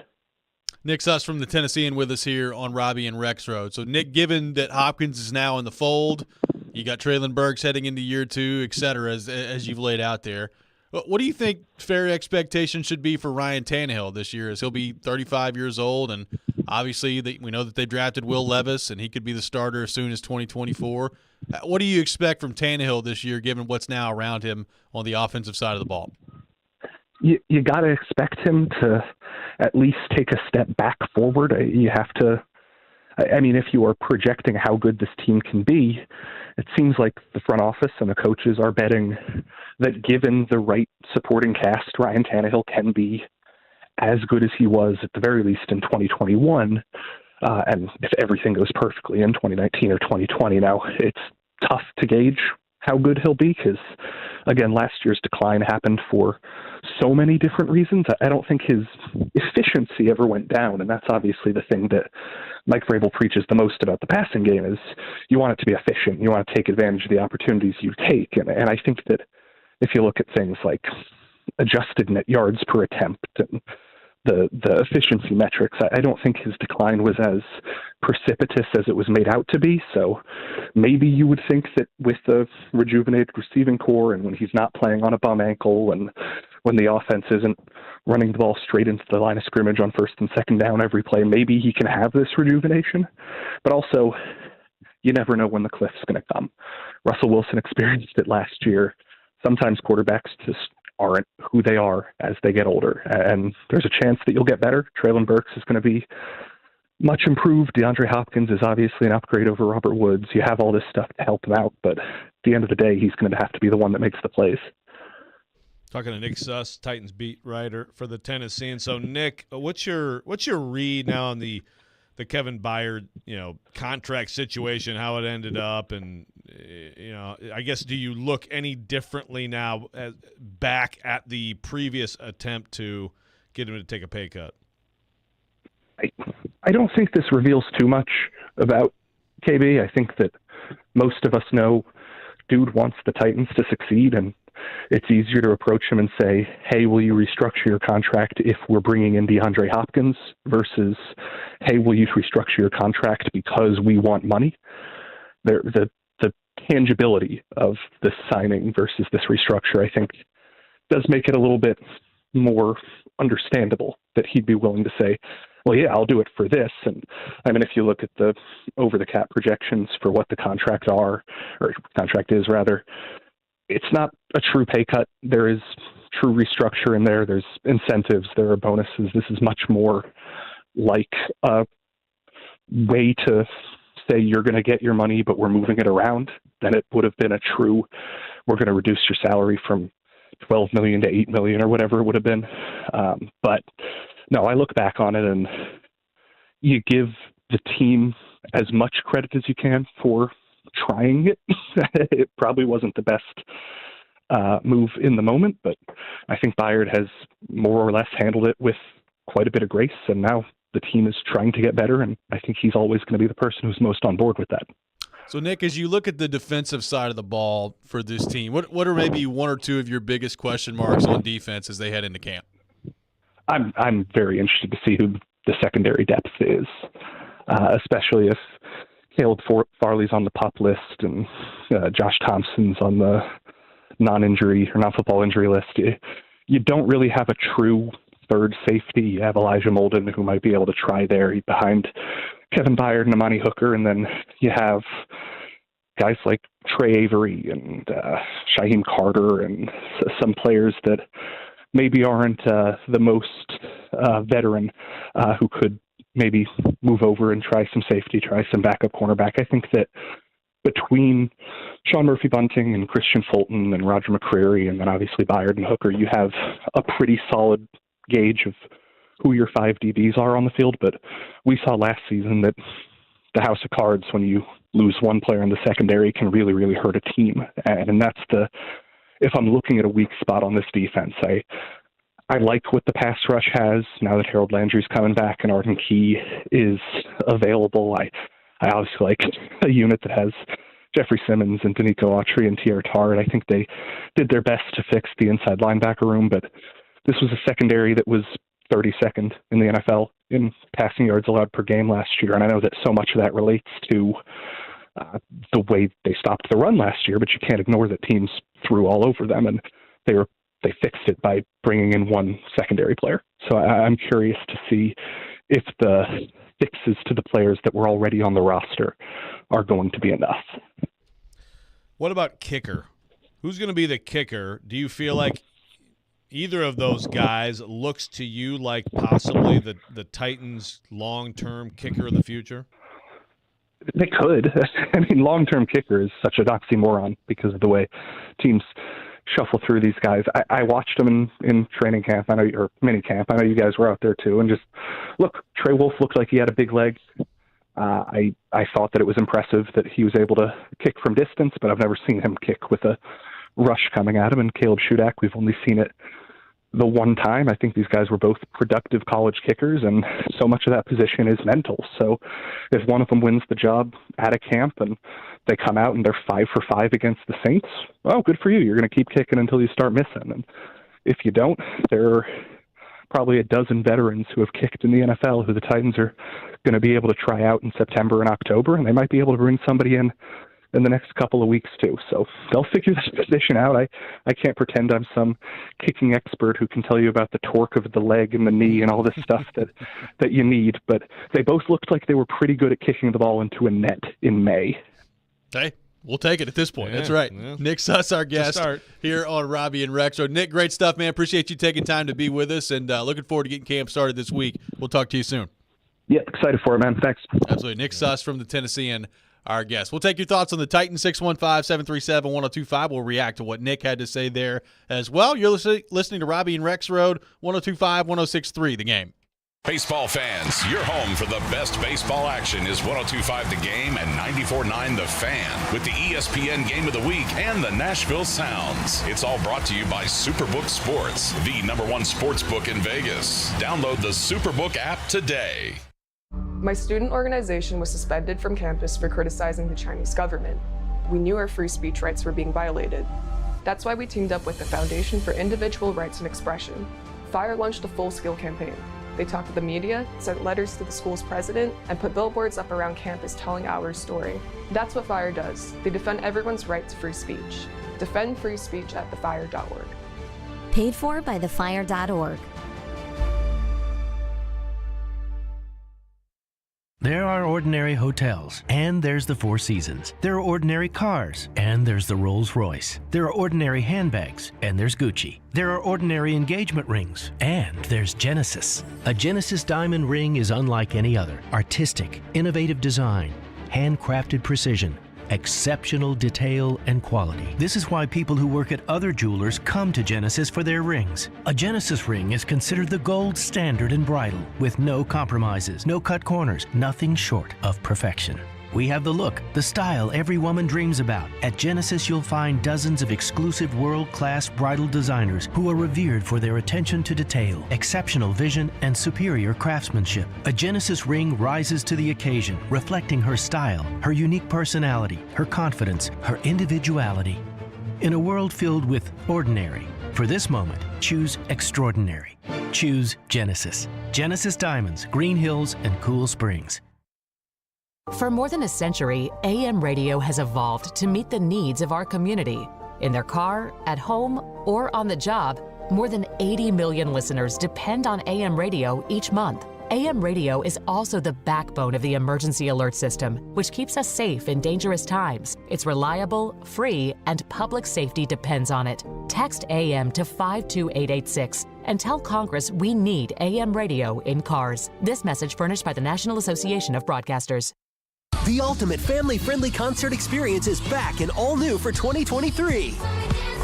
The Kids Bop Never Stop live tour is coming your way, so get ready to sing and dance. Friday, July 28th, First Bank Amphitheater. On sale now at livenation.com. So come have the best time ever at the Kids Bop Never Stop live tour. See you there. Part of the Farm Bureau Insurance Concert Series presented by Live Nation. We try to stay cool by being on social media. I'm with it. I'm hip. Follow us on Twitter at 1025thegame and on Instagram at 1025thegame Nashville. Hey! Oh yeah, and like us on Facebook too. You're listening to Robbie and Rex Road. It's part of this nutritious breakfast. Presented by TJ Anderson Homes of Benchmark Realty on 1025 and 1063 The Game and the Game Nashville app. Well, that's just basically their scheme.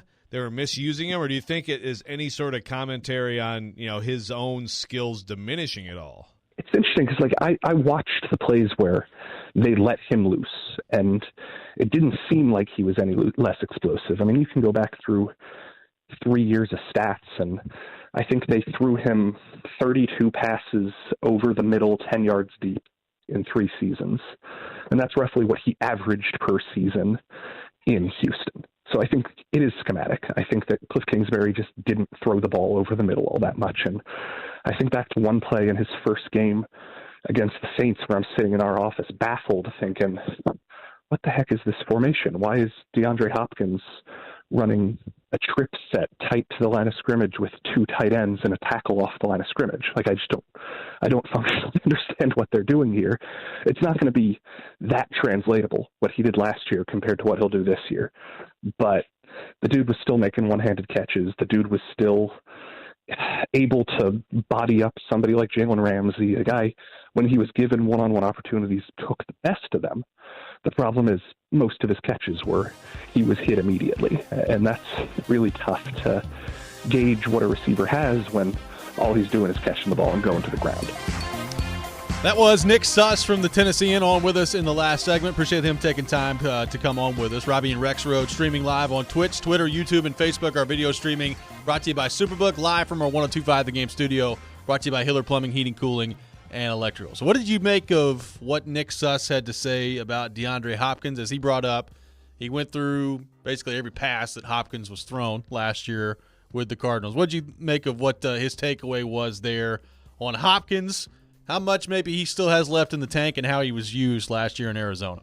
Yeah, it was a good idea by him, and it's interesting. And I mean, the easy thing to do would just be like, Kingsbury's an idiot, I mean, obviously he's an interesting guy. Didn't turn out so well for him. You'd think that he would have an idea of how to use DeAndre Hopkins. I mean, DeAndre Hopkins had terrific numbers in that same offense previously before he started having his own issues. So, I don't know. I mean, does that speak to, because again, those issues could also be part of that decision making, right? Those issues include different injuries and, the suspension, the missed time, and all that stuff. Was it like, well, DeAndre just doesn't have that same explosion, so what he's gonna, he'll catch everything. Give him the ball, let him see if he can, run through a tackle, just get the ball out fast. I mean, I don't know. I don't know why that would be the approach. As Nick just said, whenever he did go downfield a little bit more, he still looked explosive. And you can find footage from last year where he looks pretty good to me, but you can find footage from 2020 where Julio Jones looked amazing too. So I don't know. Well, that's the thing. It goes quick on you in this league. So, how much of how are the Titans going to use him? I guess that's the interesting question. Like, is he going to be a guy that they try to go downfield to? Is that going to be more of the Treylon Burks part of this? Is he's the downfield weapon? Is DeAndre Hopkins basically like a possession receiver at this point in his career? I mean, he's always been a possession receiver to some degree, but he can do pretty much everything in his prime. So I really am interested to see how they use him this year and maybe what a commentary that is on the skill set that he has remaining in his game at this point at 31 years old. Yeah, it's I mean, again, with some of his just strength and his ability to go get the ball, the catch radius, love that term. Mm-hmm. You know, I mean, you can still send him downfield. He doesn't necessarily have to, get 2 yards of separation and run past everybody to still make plays downfield. But I do think, actually, that for the most part, he's going to get the ball quicker. I mean, I think it's gonna be more shorter and intermediate stuff for him. And Burks projects although Burks is also a guy you want to get the ball to quickly, because I think Burks with the ball in his hands is dangerous, but I think he'll probably be more of the field stretcher. What did you think of what Nick had to say about the secondary there? Because we talked about this before. They did rank dead last in the league last year in terms of passing yardage allowed. Now, some of that, I think, was because teams just eventually stopped trying to run the ball on the Titans because of how good they were against the run. But to Nick's point, you can't just ignore that teams were able to put up those numbers passing the ball down the field against the Titans last year. So as you look at this group heading into camp in the secondary, how concerned are you by the secondary? What do you make of what they've got in the secondary right now? How do you view how the Titans sit today as we sit here in training camp based on the players that we know are available for them in camp, which does not include Caleb Farley, by the way? Right. Yeah, Caleb Farley, PUP, Dylan Radins, PUP, and then Josh Thompson, who, like Nick said, is one of those secondary, depth guys as non-football injury list. I think it's a good point by Nick. Those numbers still surprise me. It still, to me, doesn't totally match up with what we saw last year. I thought the Titans, in a lot of games, in 2020, yes. In 2020, again, we're talking about, the worst third down defense ever. Yeah. And which I think has since been broken by somebody. But yes. Is that right? I believe so. Beat that? I believe somebody beat it. I can't remember who it was. Wow. Impressive. So, that year, and they had 0 pass rush. Last year, I don't know. I didn't watch the Titans and think, my God, are they awful on defense? Or they have no chance of stopping this passing game. Think about the game at Kansas City. That did not look like the worst pass defense in the league. It looked like the best pass defense in the league. That's what's so weird about last year, and it's the numbers, related to the defense. Well, they gave up some huge plays early last year in the passing game, and by a lot of it was Caleb Farley. I think about the Bills game, gave up the huge play in that game. The Washington game gave up the huge play in that game. Yep. And then really after that, both from a performance standpoint and then eventually from an injury standpoint, he wasn't on the field all that much anymore. And to your point, I don't really remember, it wasn't like the Titans just got shelled after that. Now, I do remember Evan Ingram walking in here with the Jags and having 200 yards in that game last year. Yeah. They gave up some huge individual performances, like T. Higgins at the end of the game here in Nashville had a big game against the Titans. So they gave up some big plays and some big performances. But I guess I don't really remember it just looking around and saying, man, that Titans secondary is just absolutely atrocious. Right, like the Bills, lit them up. That was a disaster of a game. But think about some of the teams that were good at passing that did, like the Raiders, didn't do a ton. The Bengals. That's not like Burrow came in here and torched them at all. Yeah, there's some of those games. They go to the Chargers. They give up the big play late on the great rollout, but they give up 17 points. And also, by the way, through all that, and they did a great job in the finale against the mighty Jaguars. So through all that, they're also, as usual, just putting in different parts and trying to make it work with replacement players at a lot of spots. So I think that there's reason for optimism for the secondary. Hashtag if healthy. Molden coming back. Is he back? Is he going to play? Christian Fulton, dedicated to not continuing his injury trend. Is that going to work? Hooker, he's hurt all the time last year. That's true. We don't talk about Hooker and his injuries a lot, but he got a second deal, and he's not been able to be out there. So I think if they have the crew, I think they could be really good, especially, of course, if it's paired with a pass rush. I don't like, and I think they have, and we're just discounting Farley. I mean, if Farley is any sort of factor ever for this team, that to me is that's just a bonus. I mean, he's a guy who's just trying to hang on and continue to be an NFL player. But you add Murphy Bunting, who I think is a solid player, and McCreary, I like him for sure. I think McCreary is going to be good. You at least have, even Chris Jackson coming back. Chris Jackson's not a great player, but he's a veteran. He knows what to do. They love him in the locker room. He was hurt all last year. That's a guy you can plug in and he can be fine. So I think at least they have some depth now, Trey Avery, to be able to handle an injury or two and not fall apart. At corner, what about safety? Yeah, well, that's a good question. In fact, so I guess I'll have to.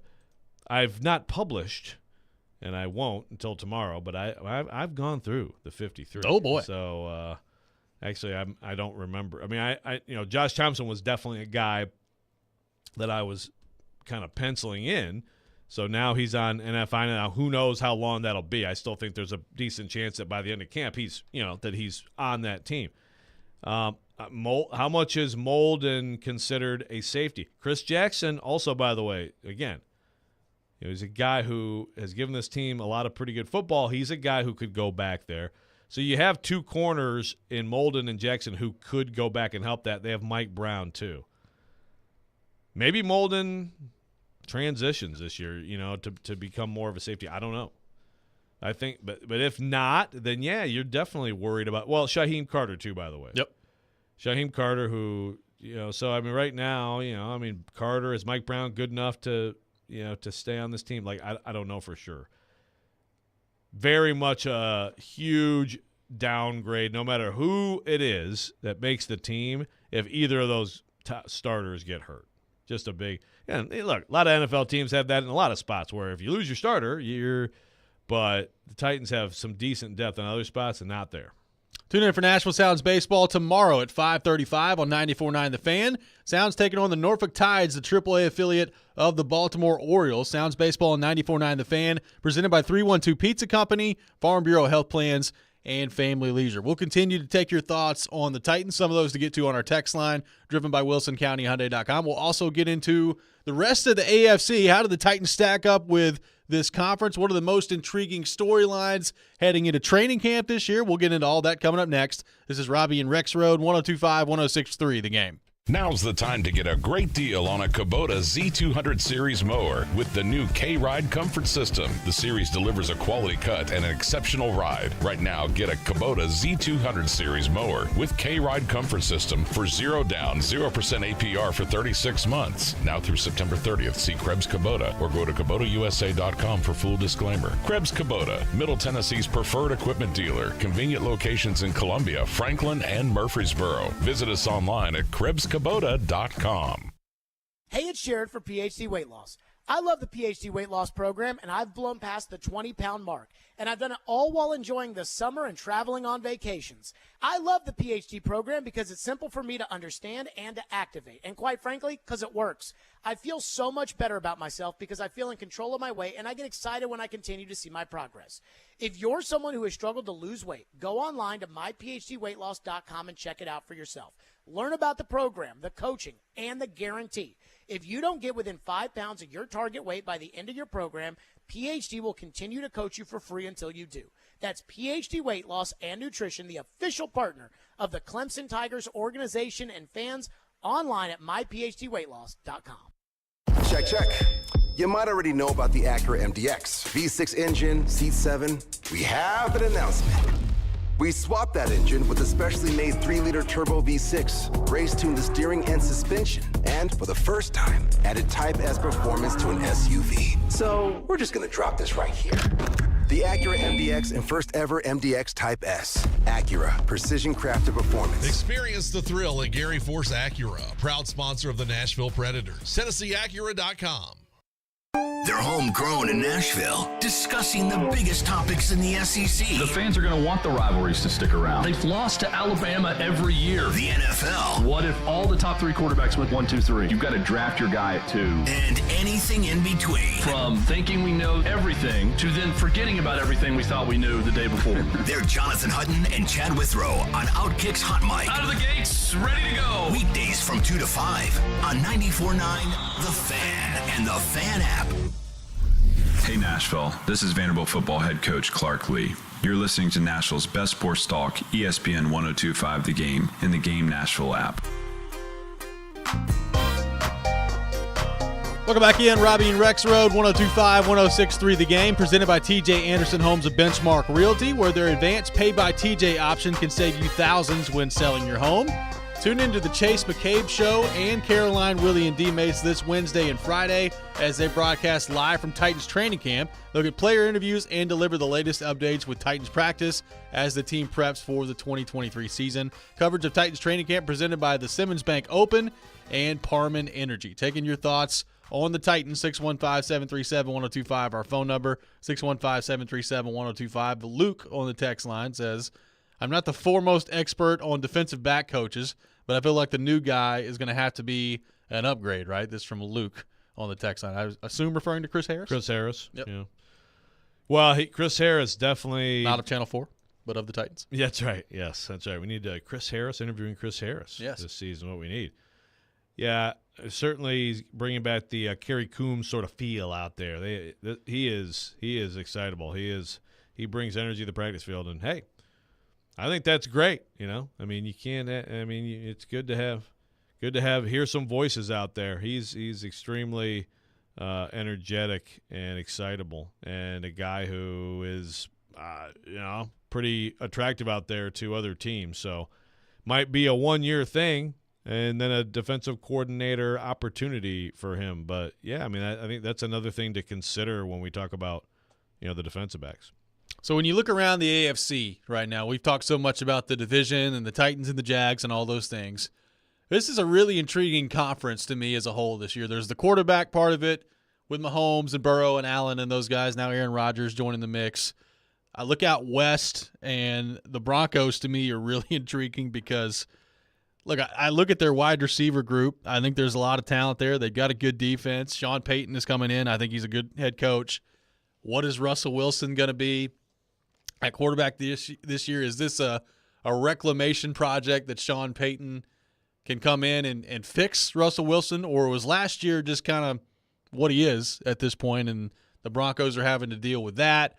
Jimmy Garoppolo passed his physical heading into camp, so he's going to be the quarterback in Vegas this year with Devontae Adams and those guys. So some intriguing teams out west. In the north, you've got the Browns with Deshaun Watson, who apparently, according to reports, looks pretty good so far. So we'll see what happens there. Odell Beckham joining the Ravens. I mean, there's a ton of stories. I haven't gotten to the East yet with the Dolphins and the defense that they have, and obviously with the Jets and all those things. So this is, to me, an incredibly intriguing conference as a whole heading into this year, and trying to identify exactly where the Titans stack up with some of these other teams is going to be, number one, it's difficult right now, but number two, really interesting beyond just their own division, which is the most important part. Can you find a way to win this thing and beat out Jacksonville for the division this year? This whole conference and where the Titans stack up is really interesting because a lot of it just comes back to the quarterback position.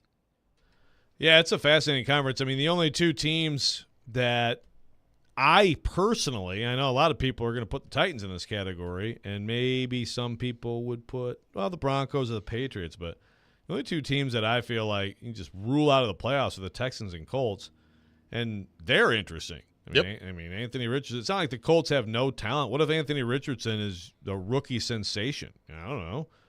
Then all of a sudden, that changes that. I think the Texans, you feel pretty good about them being pretty bad, but C.J. Stroud. I mean, they're starting timelines with their rookie QBs, and all around everybody else has a hope of. Are the Pittsburgh Steelers going to be good with Kenny Pickett? Is he good? Like you said, Russell Wilson. I look at the Russell Wilson situation. This is another great test of how much coaching matters to a quarterback. I mean, like Josh Allen. So Brian Daboll goes to the Giants. All of a sudden, Daniel Jones is able to get a big deal, even though he's not that good. And Josh Allen starts to look mortal again when last year I thought Josh Allen was going to be the MVP for the Super Bowl champion. Well, it turns out Brian Daboll seems to be pretty important. So does Sean Payton go in, and all of a sudden it's like, oh, there's Russell Wilson. Because, boy, did he look bad, and they looked bad last year.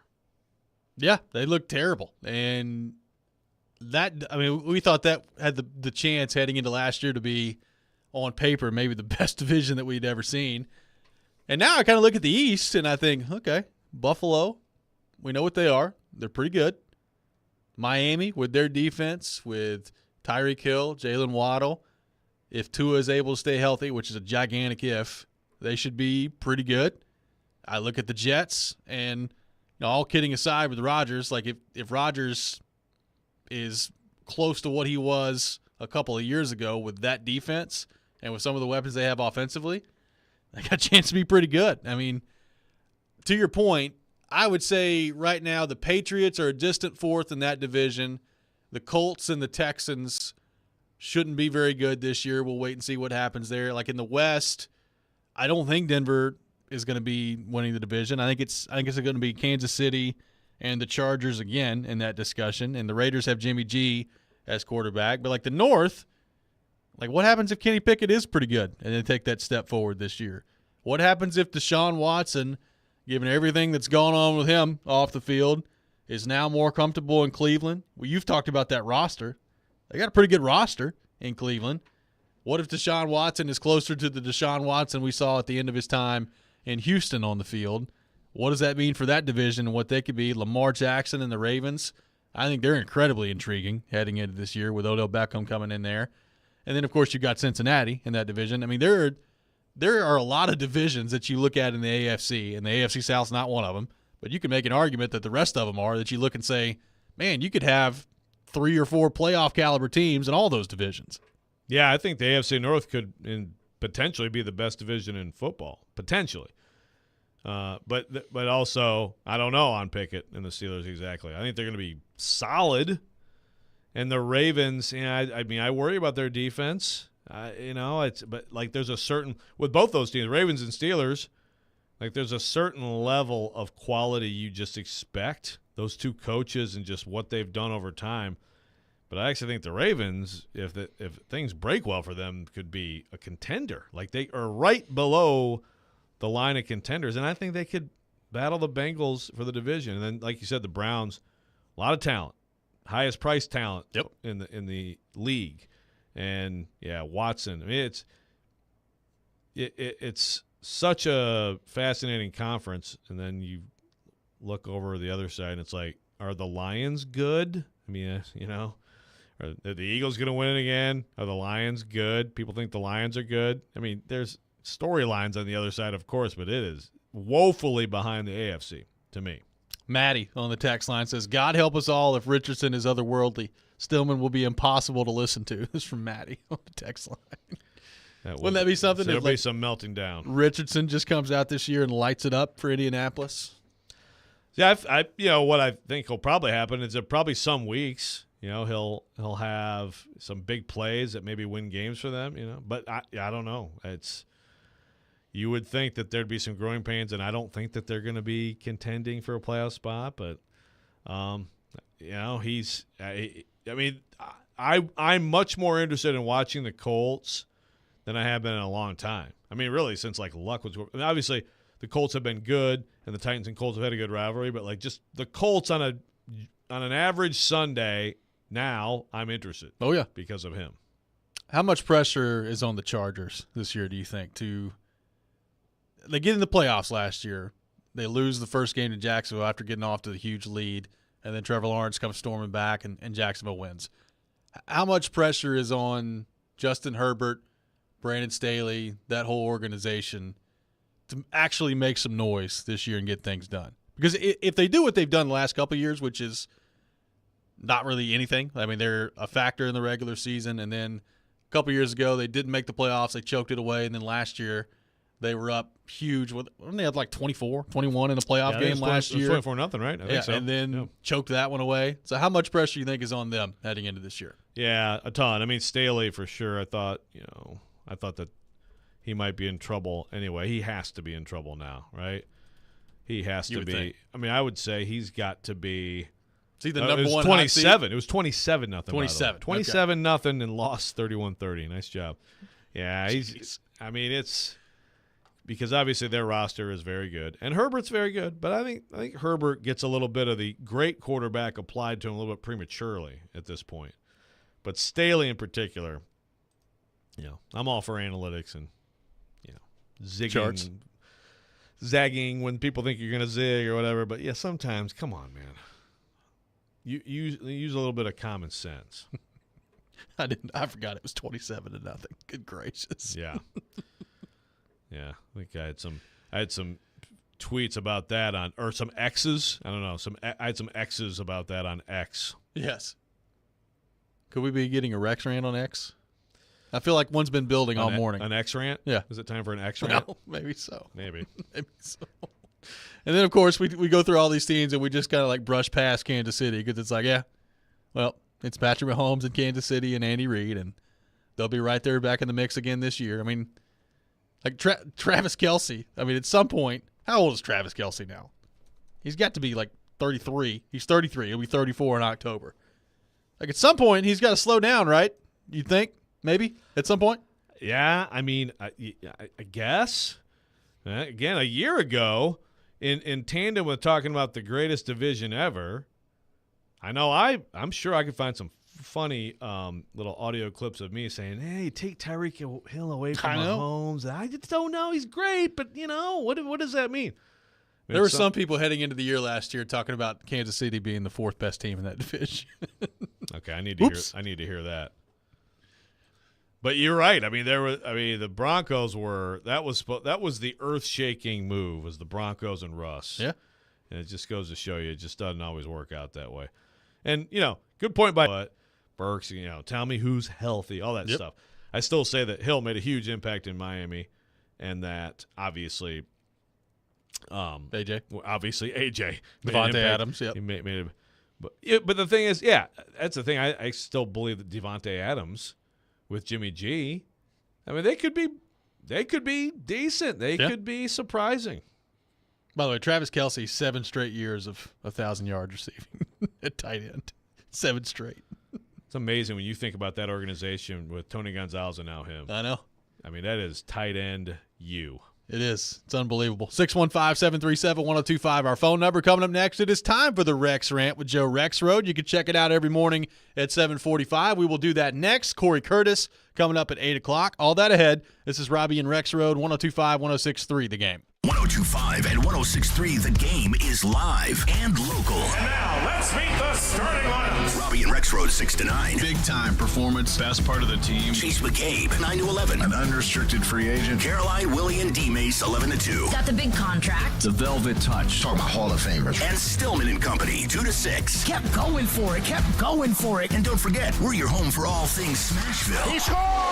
Nashville's best sports talk, 102.5 and 106.3, The Game.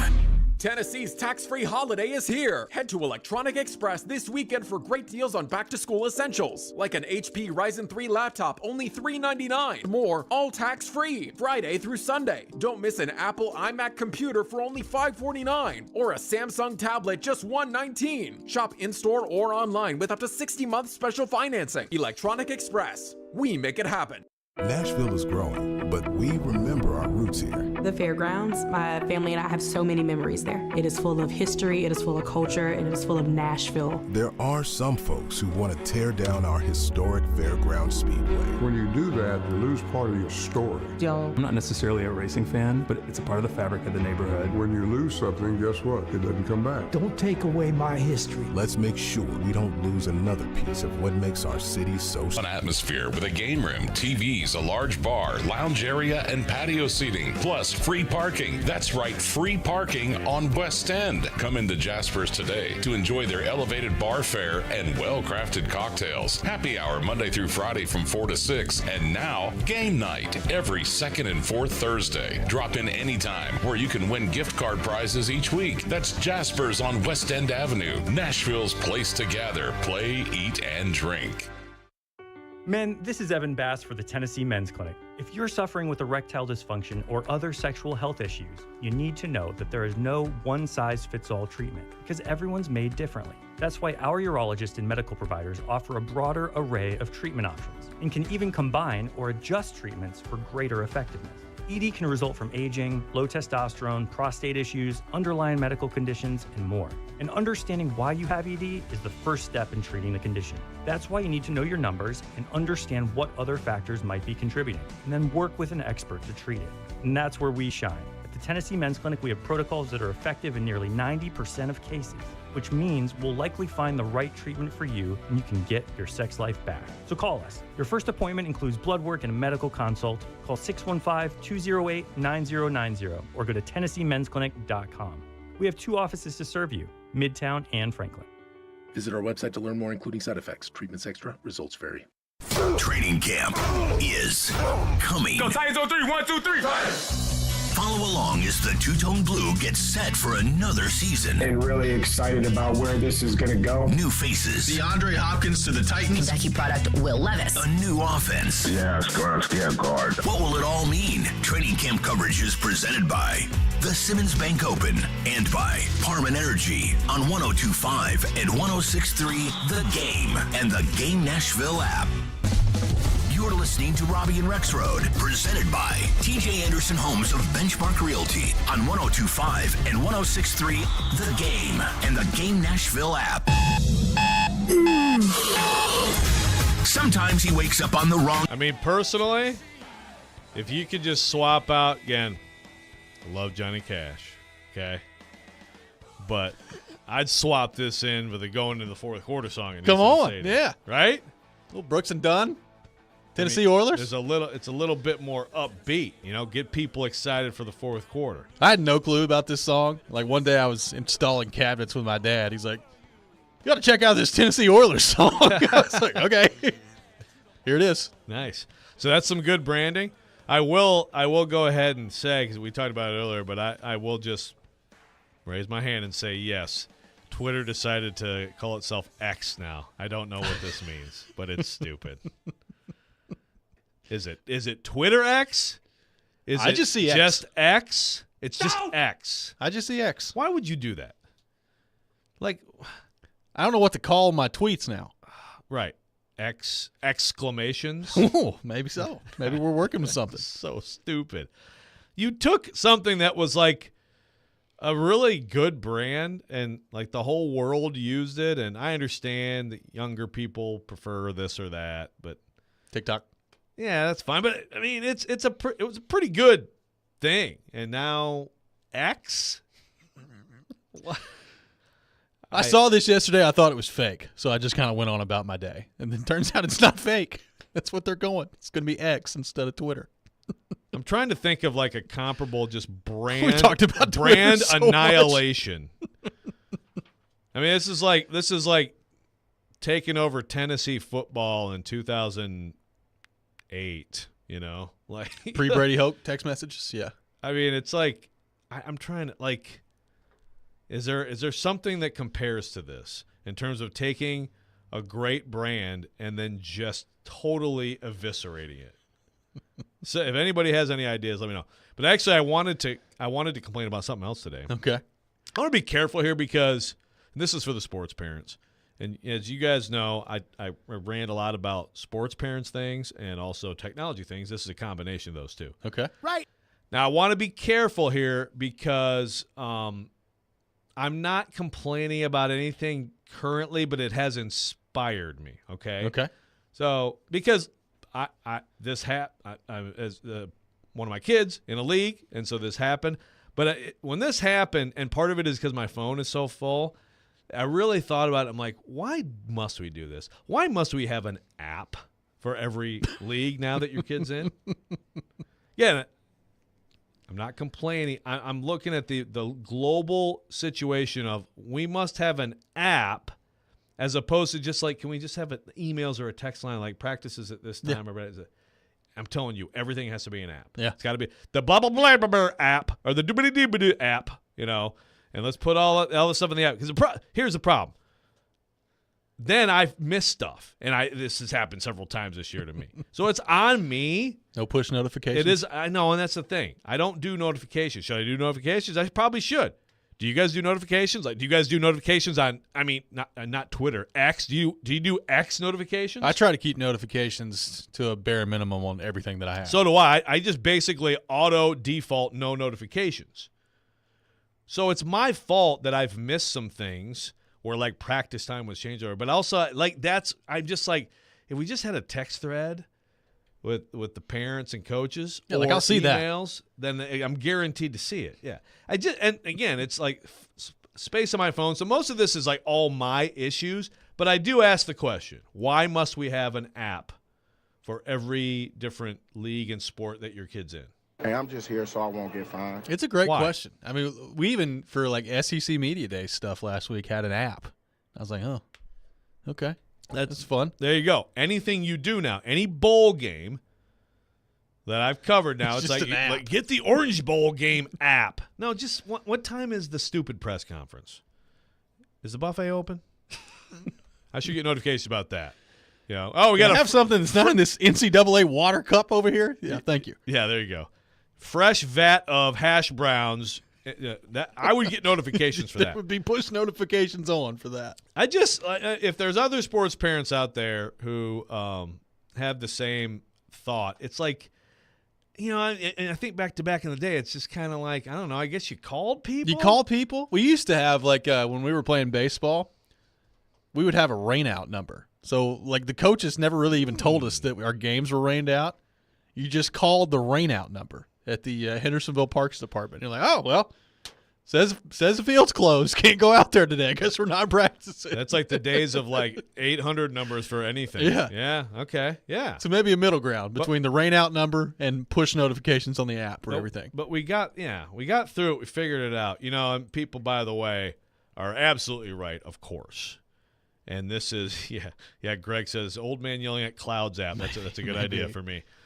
Yeah, Coca-Cola, of course, right? I mean, that's for anybody, and you guys would not know this, but in the summer of 1985, when they came out with freaking new Coke, my God. I heard about this. Hey! I was not alive for it. Here's guess what? It tastes like Pepsi. Oh, great. Because I don't like Pepsi. I like Coke.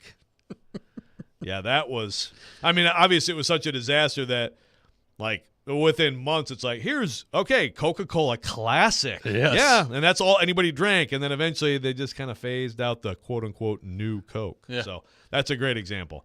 But they didn't ruin the brand, right? Like basically it's 85, 86. By the late 80s, life was back to normal. We could all enjoy Coca-Cola. Not the old formula that had like cocaine in it in like 1902, but, you know, like the formula for most of our lives. Yeah, yeah. But that's a good example, everybody. Thank you. Do you think that one day, who knows? You'll download the X app. Are they going to change the Twitter app to the X app? You'll have it on an app. I don't know. I mean, let me look at my phone right now. Still has the Twitter logo. X? It still has the Twitter logo. It doesn't just have X. No. But it has a little X over the thing now. It's over your timeline or whatever you want to call it. So, and as LD says, you know, what would parents? Yeah. Exactly right. What would parents and kids do if they had to go back to the 80s? I can remember my team's practice and game schedule stuck to the refrigerator. Can we please go back? So, again, it's great that we can communicate in real time, and it's like, hey, rain or, well, work, so let's do practice a little bit later, whatever. Oh, 3 kids can't make it today because they have other stuff. Okay. I mean, it is great. I mean, I couldn't go back. None of us could because we're so used to that convenience. I'm just saying – and again, this is largely because I'm an old man with an old phone. I have an iPhone 7, okay? So make fun of me. I know. And so I have no space. So, like, I have to download another app. I'm like, so what app do I get rid of now? Well, actually, I know what app I probably should get rid of, don't I? We've talked it through, folks. We know what app I'm going to spike. We've brought it all full circle. If I got rid of that app on my phone, I would have a ton of space, right? Probably. Wow. You check your storage. Thank you. See how So much wait, it's taking Joe, up. you know that you rant can has- Joe, you can pay $1 a month for extra space. You know that, right? I'm just letting you know. I don't, but I don't know that I want to know that. Okay. Well, there you go. Wait. Is this true? Dennis says Netflix briefly changed their name to Quickster. I don't remember What? that, but that doesn't mean it's not true. Dennis, are you messing around? When was that? Quickster? Was it around the same time that IHOP became IHOB? Now I'm thinking of Napster. Oh, I forgot about that too. Wait, what? Yeah, I think it went for like a day. International House of what? No, it was for a while. Like, I thought it was for like at least a month or two. What was the B? I don't remember. A burger. International House of Burgers. Oh my gosh. That's right. It was International House of Pancakes and Burgers. No, it was a legit thing because when I was in college, that was advertised everywhere. Yeah, I forgot about that. And then they just basically were like, "Oh no, crap! That's Let's go right. back to People like pancakes." pancakes." That's a good one too. Good call. Okay, so we got 2. I don't know where we ended up, but anyway, just X me. Just X at me, and we can talk about it on X. Yes, please do. Pit of misery, dilly dilly. By the way, some quick breaking news in the NFL before we get to Corey Curtis. Tom Pelissero put this out there. Bills running back Nyheim Hines suffered a significant knee injury off-site and is expected to miss the entire 2023 season. Sources tell him and Ian Rappaport. Unbelievable. So an off-site knee injury. I don't know exactly what that means, but apparently no Nyheim Hines for the 2023 season. Well, that sucks. That's too bad for him, and it continues the trend of, running backs, but even just like players, like they barely ever tackle in practice anymore, but then they somehow find a way to get hurt more. Yeah, I feel like that's how it feels. And off-site. So I guess that's not even in the building. You've hurt your knee, so not good for the Bills and for Nyheim Hines. Coming up next, we'll be joined by Corey Curtis from News 2. We'll get his thoughts on the Titans. Get your thoughts as well, 615-737-1025 on our phone line, driven by WilsonCountyHyundai.com. This is Robbie and Rex Road, 102.5-106.3, The Game. All the big plays. Henry hits in. Touchdown, Tennessee. All the big stories. I fully expected DeAndre Hopkins wanting a one-year deal. All in one place. We are Nashville's best sports talk. 102.5 and 106.3. Touchdown, Tennessee. You're going to make a trade like this. Does he want to retire a Tennessee Titan? The door's on the board. Such superstar players. The Game and the Game Nashville app. ElectronicExpress.com. We make it happen. Engines are roaring. Vehicles are being ripped apart piece by piece.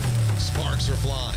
This is a typical day at Lincoln Tech's NADC in Nashville, where auto, diesel, and heavy equipment maintenance technicians train for careers that are in demand across the state and country. Put your potential to work and enroll now for July classes at Lincoln Tech's NADC. Visit lincolntech.edu for details and to schedule a campus tour. That's lincolntech.edu.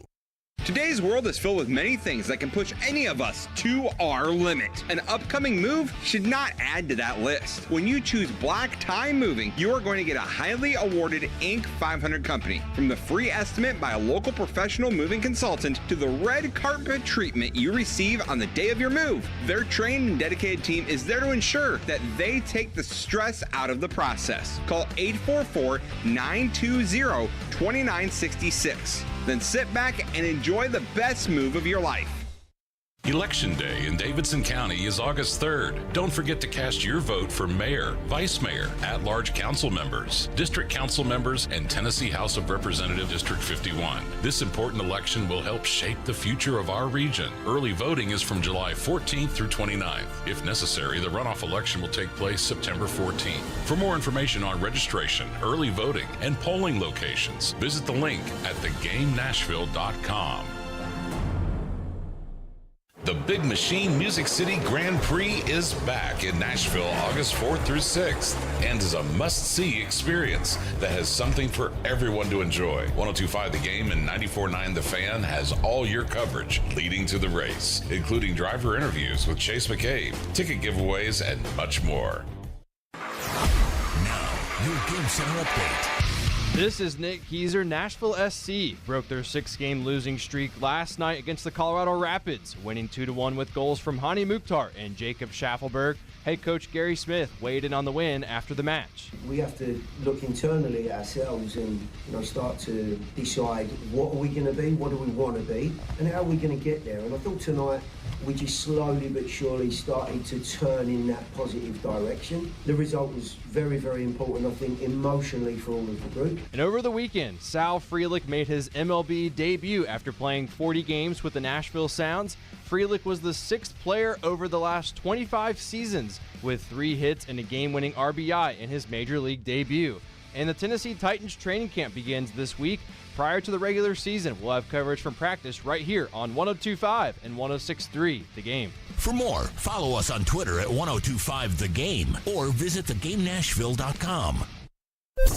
Live from the Hiller Plumbing, Heating, Cooling, and Electrical Studios.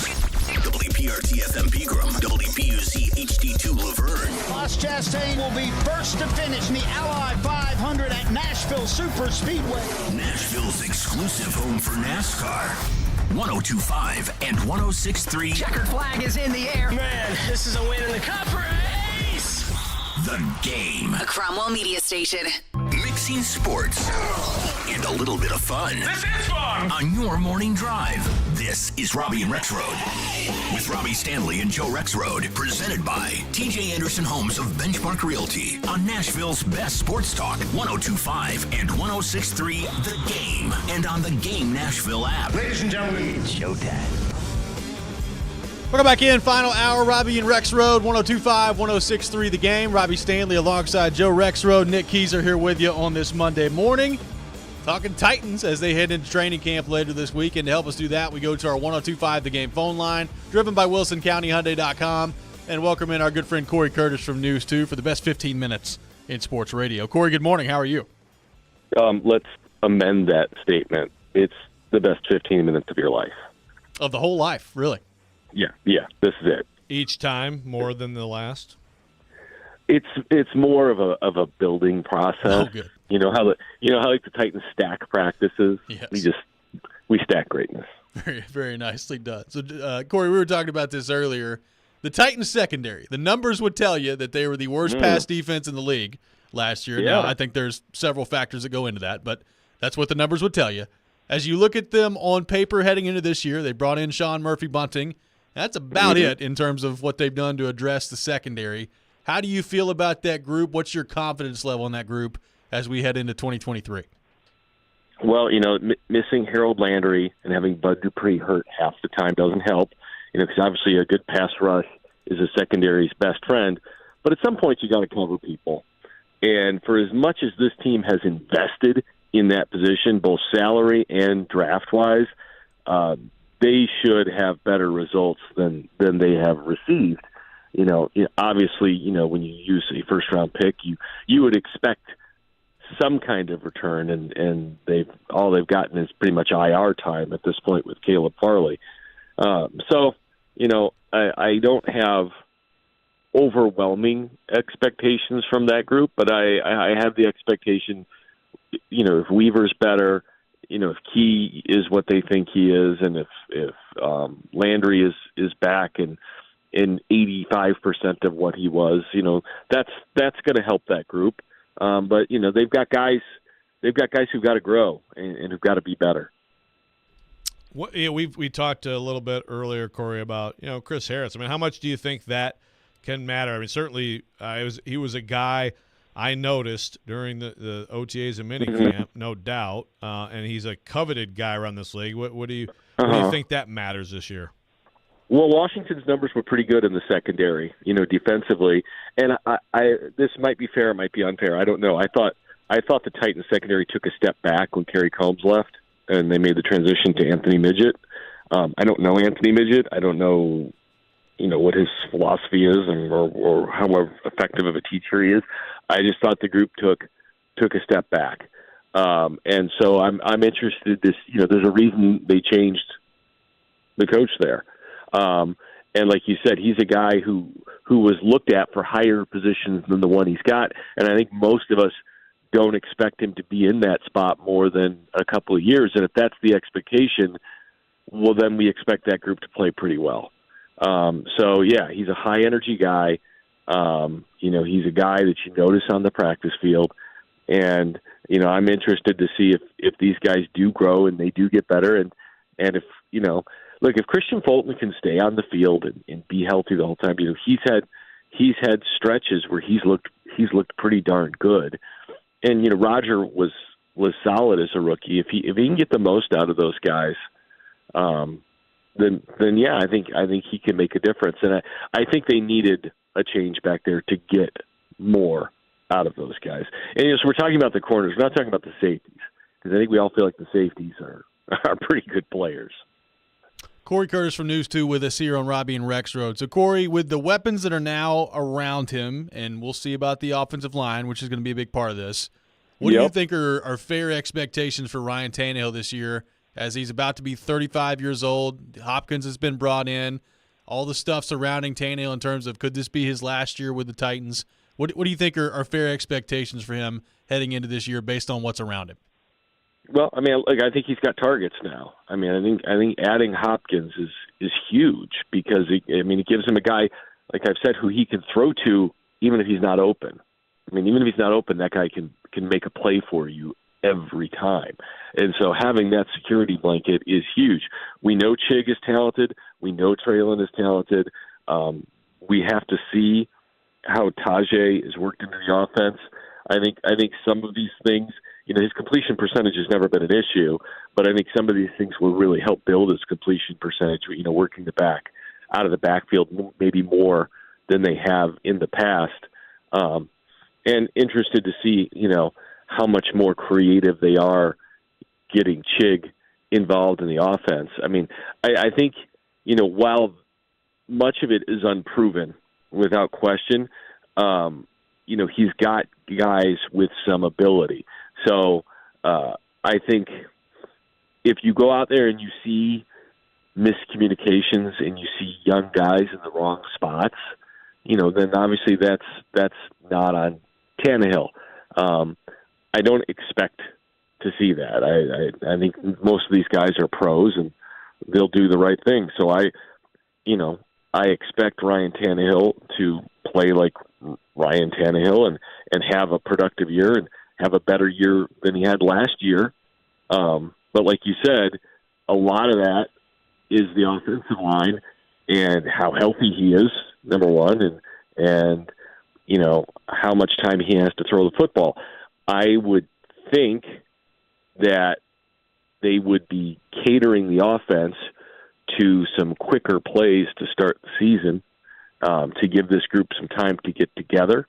But we'll wait and see on that.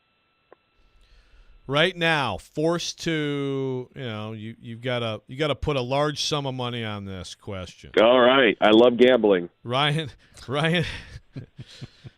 I bet the house on DeAndre Hopkins. So I've already doubled my money. There you go. So yeah, you got some house money right now. I told everybody I bet the mortgage he was signing with the Titans, so I am doing well. Right? I got lots of gambling money. Well then, so tell me right now, Ryan Tannehill is a starting NFL quarterback in 2024, yes or no? Wow, that's a really, really good question. I'll say yes. I'll say he'll start somewhere next year. I think I would do the same thing. I don't know where, but I think I would make the same choice. Yeah. Yeah, because stuff always changes every year. There's always a team where you don't think they've got an opening, but they do the next year. And so, it could be with the Titans next year. You don't know. Maybe it's with Tampa Bay next year. They're hardly settled. So there's a lot that can happen there, and I think he's going to have a decent year. So I would think he'd get a shot somewhere. Corey, Derrick Henry, 1,665 yards away from 10,000 for his career. Can he get that this year? It was funny because I'm not big on the throwback uniforms and sticking it to Houston and all that. You can stick it to Houston a million different ways. The uniforms I really don't care about. But I thought the oil Derrick thing was pretty good. It's pretty good. Just to say that to me. Can Derrick Henry get 1,600 yards this year? That's almost 100 yards a game. Gosh, I don't expect him to get the volume that he got last year, but I still expect his volume to be pretty good. So again, you're asking me to gamble. Like if I had to go over, this is a big gambling theme. Over under 1,600.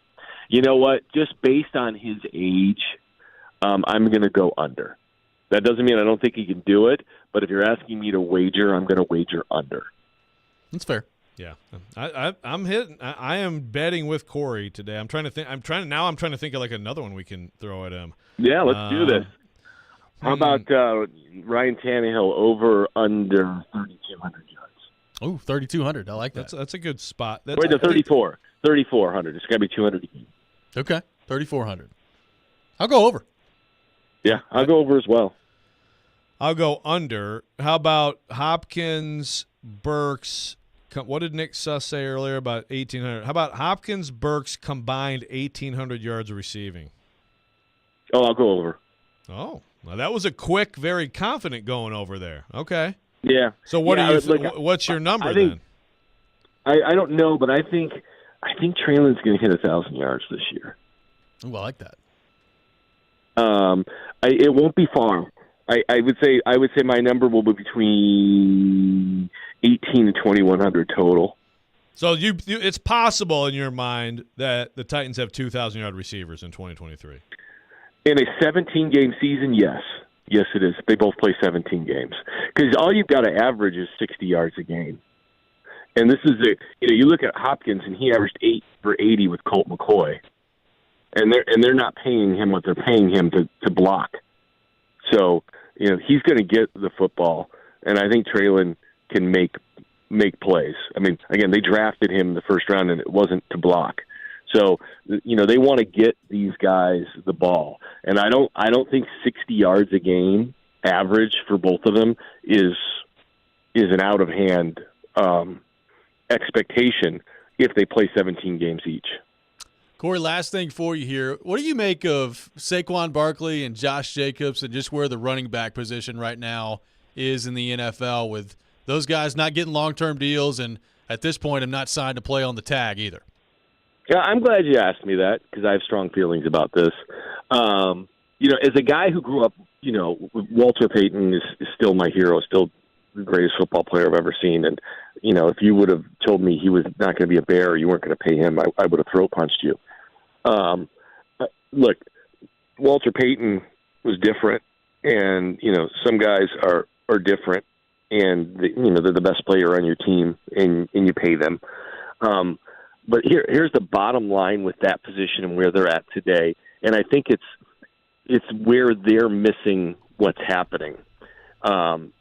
Is unfortunately for these guys, there are a lot of talented guys who can carry the football.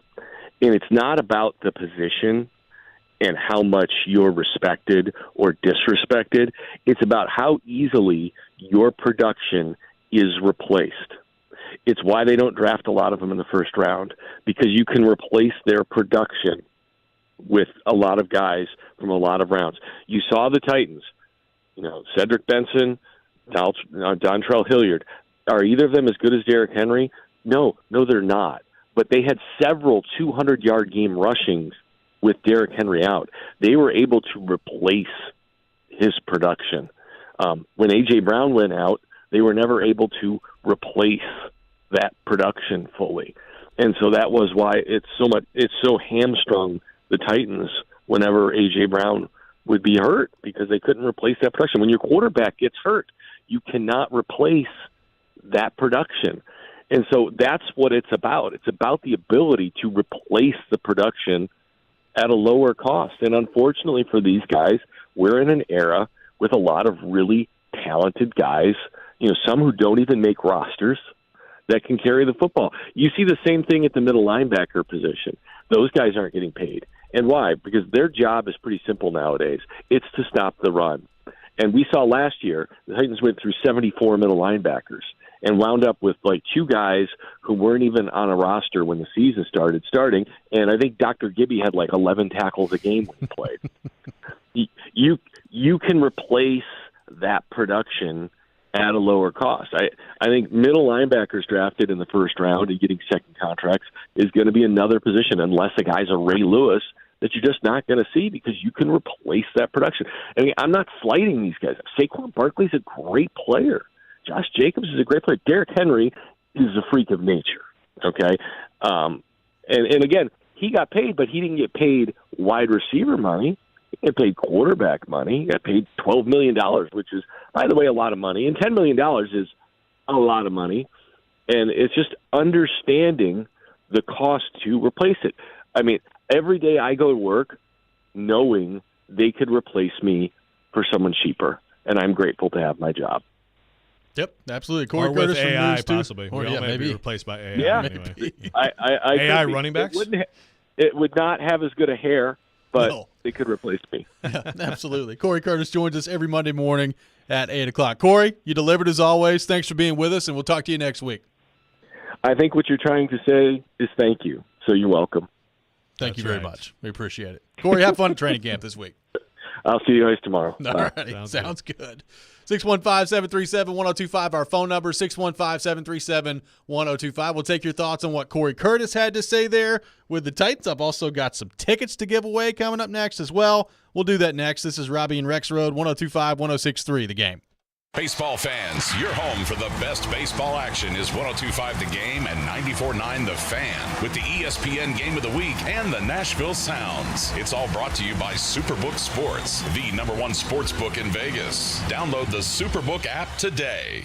Hey home buyers, TJ Anderson here. Are you looking for a luxury home on over an acre, 7 bedrooms, 9 bathrooms, and close to 7,000 square feet? 6551 Brownlee Drive in Nashville's Westmead neighborhood offers that and a 4th car garage, all by an award-winning builder. Text the number 1 to 615-420-2377 for pricing and info. Want your home on the radio? Google TJ Anderson Homes and see why we are referred by clients so often. TJ Anderson Homes at Benchmark Realty, office number 615-432-2919.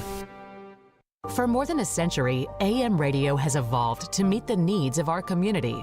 In their car, at home, or on the job, more than 80 million listeners depend on AM radio each month. AM radio is also the backbone of the emergency alert system, which keeps us safe in dangerous times. It's reliable, free, and public safety depends on it. Text AM to 52886 and tell Congress we need AM radio in cars. This message furnished by the National Association of Broadcasters. In any work environment, the culture is the most important thing. And what makes up the culture? The people. And this month at Cromwell Media, we want to highlight a few people who are celebrating their anniversaries with us. Morning show producer on 102.5 The Game, Nick Keyser, is celebrating 2 years. 102.9 The Buzz hosts, Eric Steele and Andy Herring, are celebrating 9 years. Sports producer Kenny Adams is celebrating 11 years. And Derek Mason, one of the greatest receivers in Titans history, is celebrating his anniversary with us on 102.5 The Game as well. If you're looking for a new career, reach out to us at together at cromwellmedia.com. Love what you do, love where you work. Want to weigh in on the conversation? It's a brain booster. Slide into our DMs. Or just text or call at 615-737-1025. Our phone line is driven by WilsonCountyHyundai.com. Good morning. Good morning. You're locked into Robbie and Rex Road, presented by TJ Anderson Homes of Benchmark Realty. I had the radio on. I'm listening to 102.5 and 106.3 The Game and the Game Nashville app. As you look at them on paper heading into this year, they brought in Sean Murphy-Bunting. That's about it in terms of what they've done to address the secondary. How do you feel about that group? What's your confidence level in that group as we head into 2023? Well, missing Harold Landry and having Bud Dupree hurt half the time doesn't help. Because obviously a good pass rush is a secondary's best friend. But at some point you got to cover people. And for as much as this team has invested in that position, both salary and draft-wise, they should have better results than they have received. Obviously, when you use a first-round pick, you would expect some kind of return, and all they've gotten is pretty much IR time at this point with Caleb Farley. I don't have overwhelming expectations from that group, but I have the expectation, if Weaver's better, if Key is what they think he is, and if Landry is back and in 85% of what he was. That's going to help that group. But they've got guys who've got to grow and who've got to be better. That was Corey Curtis with us in the last segment from News 2. Appreciate him taking time to be with us this morning. We'll go back in. Robbie and Rex Road, 102.5, 106.3 The Game. We are streaming live on Twitch, Twitter, YouTube, and Facebook. Our video streaming brought to you by Superbook, live from our 102.5 The Game studio. Brought to you by Hiller Plumbing, Heating, Cooling, and Electrical. I have a pair of 3-day passes to give away to the Music City Grand Prix at Nissan Stadium coming up on August 4th through the 6th. Be caller number 5, 615-737-1025. 615-737-1025. Caller number 5 will win a pair of 3-day passes to the Music City Grand Prix at Nissan Stadium coming up on August 4th through the 6th. 615-737-1025. We've talked a lot about the secondary today, Joe. I mean, I feel good about it if I am told that they are healthy. Like if you tell me that Christian Fulton is healthy and Elijah Molden has gotten over this groin issue that was a gigantic problem for him last year. Roger McCreary, I feel good about based on what we've seen so far. Like I like Sean Murphy-Bunting. I don't know if Sean Murphy-Bunting is like an every down starter in the NFL, but we'll see. Like I like a lot of the pieces that they have. I just am scared to death by Christian Fulton and Elijah Molden. I mean, I don't know how you couldn't be based on their history to this point of what the injuries have looked like. And we talk about that with everybody, right? Like with the Titans and how much the injuries have been an issue. But those two guys in particular with the soft tissue injuries is very concerning to me heading into this year. Yeah. Well, and I think a little bit different. Because Molden, it was such a severe injury, obviously, last year. He tried to come back, didn't work out. I know he kind of talked a little bit about it in the spring. It was without totally specifying, that was a serious injury. Fulton has just had the constant, now he's out a little bit, now he's out for a little bit, different things. Either way, you're going to lose some participation. And both of them, again, I feel like Molden, people sleep on him, people forget about him. I think Molden in the second half of his rookie year was really promising. I think he's a good football player. So, #if healthy. What could you have here? But Fulton, I don't want to say Molden is a luxury at all, especially, is he going to be providing depth at safety? I'm sure that if Molden is active and healthy this year, he is going to be involved he's going to be on the field a fair amount. But Fulton has got to be your corner CB1. I mean, that's who he is, And I think definitely his absence for too much of last season had a lot to do with the numbers that still are surprising to see, But that's it. #if healthy. I think it could be a really good secondary, actually. Not great, not dominant, but, Hooker and Byard still at their best. Until proven otherwise and they fall off as players, I still think that's one of your probably top handfuls of safety tandems in the league. I agree. I think that part of it I feel really good about. The interesting part of this to me, beyond just the health thing, what is Roger McCreary in year 2? Like, is there – because I thought for the most part he's pretty good in his rookie season. Like, he wasn't perfect, and he kind of got picked on a little bit in the Cowboys game. But I thought he made enough plays throughout the season where I feel pretty good about him. So in year 2, with 1 year under your belt in the NFL, you were healthy all 17 games, which was another thing I feel good about him about. What's that next level look like for Roger McCreary? Like, can he be – number one, where's he going to play? Is he going to be outside? Is he going to be inside? He played both last year. Are they going to go Murphy-Bunting outside, McCreary inside, and then just kind of figure Molden out after that? Or is Molden – is he completely healthy? Is he back on the inside and McCreary's on the outside? I'm interested to see what they do in terms of where they put him this year. Yeah. My guess is it's Fulton, Murphy-Bunting outside, McCreary inside, Molden fourth guy to start. Molden, I guess, fourth guy there, third guy at safety. Can you do that? Can someone be versatile enough to be the top backup at both of those spots? You don't see that too often. You don't. But I also think that, Molden's physicality, in particular – because, the slot corner does have a lot of run-stopping responsibility. You got to be able to all of a sudden get in there and mix it up. Yep. And also he's a heck of a blitzer. In some ways, I think that he is better than McCreary there, and I think McCreary could play outside too. So, yeah, but it's great to have that versatility. And Mike Vrabel, well, I always say Mike Vrabel. I mean, he does have a defensive coordinator who, has done pretty with a title, by the way. Yes, with the actual title of D coordinator. But the Titans, the defensive group, the defensive staff, they love to mix things up for game to game, matchup to matchup, throw different looks at people. I mean, I'm sure they're loving like the versatility and the different options they have. Hashtag if healthy. Indy Ben on the text line. Oh, says, Indy Ben. Come on, guys. We all know Tannehill is going to be the starter for the Titans in 2024. With signing Hopkins, they think they can still win now, and they know Levis is far from ready to start. They are allergic to rebuilding, even though it may be best for them long term, which is why they'll stick with Tannehill. This from Indy Ben on the text line, who says, we know it. Tannehill's the starter in 2024. Wow. Beyond this year. Finger on the pulse, Indy Ben. Well, come on, Indy Ben. We know that Gardner Minshew is going to be the starter in Indy in 24 too. He's just going to be – he's too good to unseat. Yeah, no, I disagree with you, Indy Ben. I don't think that that's a given at all. I think the plan is not that. So, signing Hopkins, and actually like Jared kind of went into this too, I refuse to see the Hopkins contract as some hint that Tannehill's back next year. I mean, he could be, but I still think it's – I think those are two separate things. If Levis is your starter next year and Hopkins is good and you love the 2 years you get from him, that's great for Levis next year. I mean, it doesn't mean and now maybe Hopkins doesn't like the idea of, so next year's the step back, but I'm just saying it's not – that doesn't guarantee anything with Tannehill. Actually, now that this came up, Indy Ben, and we're talking about bad takes, so, Nick, I saw the tweet or the exclamation with you and Junie. Is Junie still out here pushing like Levis should start? Like, is he still talking about this? I think what he's saying is he would like to see him get reps this season. That's what I'm understanding in terms of what that looks like. I don't think he's saying, hey, start him week 1. Is he coming in the second quarter? I have no idea. Here's your series, Will.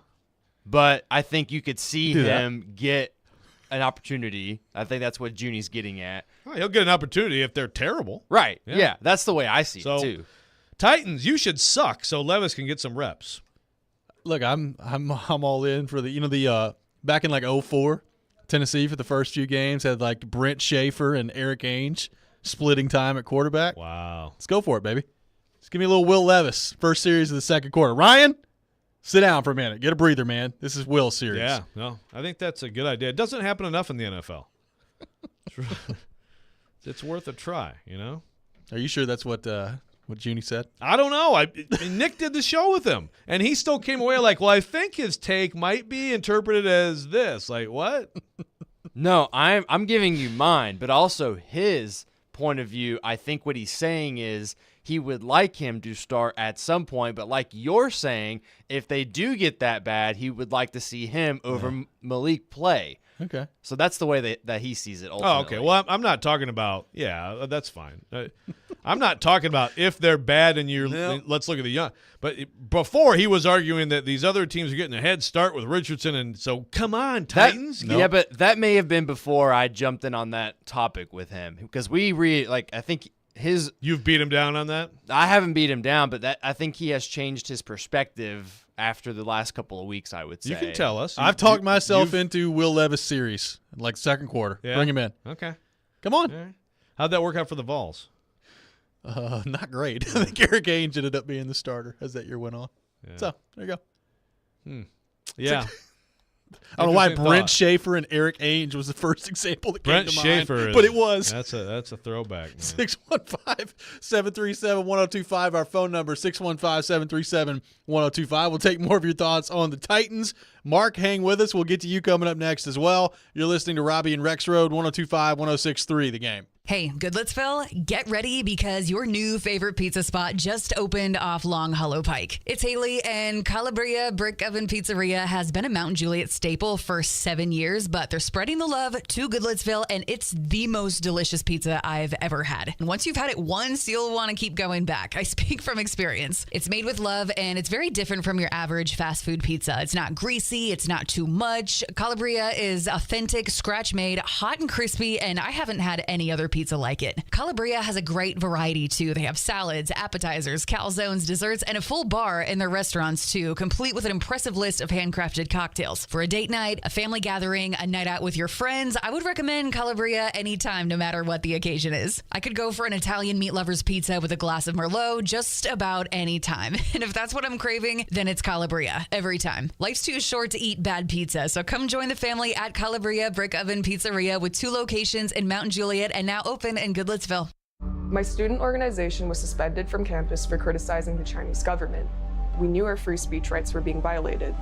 That's why we teamed up with the Foundation for Individual Rights and Expression. FIRE launched a full-scale campaign. They talked to the media, sent letters to the school's president, and put billboards up around campus telling our story. That's what FIRE does. They defend everyone's right to free speech. Defend free speech at thefire.org. Paid for by thefire.org. The Parker Store at 1909 Nolansville Road in Nashville is the Parker Factory Authorized Store for your Parker hydraulic, pneumatic, water, and chemical hose needs. They stock metric tubing and hose connections to 42 millimeters in size, and they'll fabricate while you wait up to 6,000 PSI hydraulic hoses in a 2-inch size. Call the Parker Store at 615-248-8245 for all the Parker requirements you have. The Parker Store, 1909 Nolansville Road.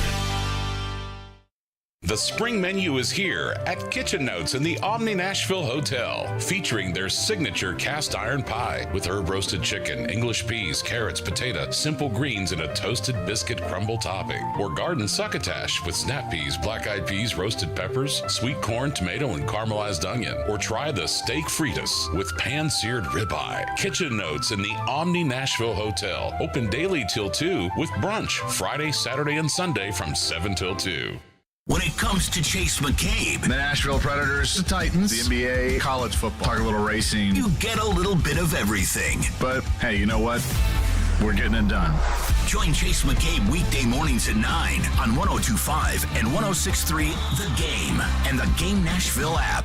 Hey, this is Pekka Rinne. You're listening to Nashville's best sports talk, ESPN 102.5 The Game. Welcome back in, Robbie and Rex Road, 102.5, 106.3 The Game, presented by TJ Anderson Homes of Benchmark Realty, helping home buyers and sellers in Middle Tennessee for 20 years. We are taking your thoughts on the Titans, 615-737-1025. Let's go to our 102.5 The Game phone line, driven by WilsonCountyHyundai.com, and welcome in Mark in Nashville. Mark, good morning. Thanks for calling in. Hey, how y'all doing, Robbie? What's going on, Joe? What's up, Mark?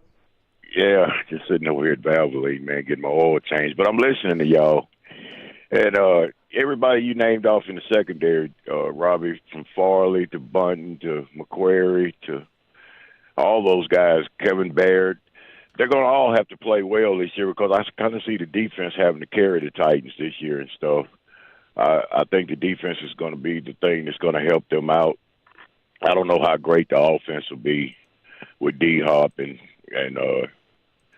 Henry and Tannehill and those guys right there. Maybe they'll step up and do what they need to do. But I'm gonna throw this out there while I'm on here also, Robbie. I was thinking about this, and I think it'd be a good idea to maybe bring Tannehill back for one more year. Let Levis sit for maybe 2 years. Maybe that'd be the best thing for him for Vrabel and the organization to allow this. To let Tannehill sit for 2 years. I mean, not Tannehill, but let Levis sit for 2 years and learn behind Tannehill. Maybe that would turn out better for him and stuff. I don't really think he's ready to play any of this year and next year. I would let him sit. What do you think about that, Joe? You think I'm kind of off on that? What would you do?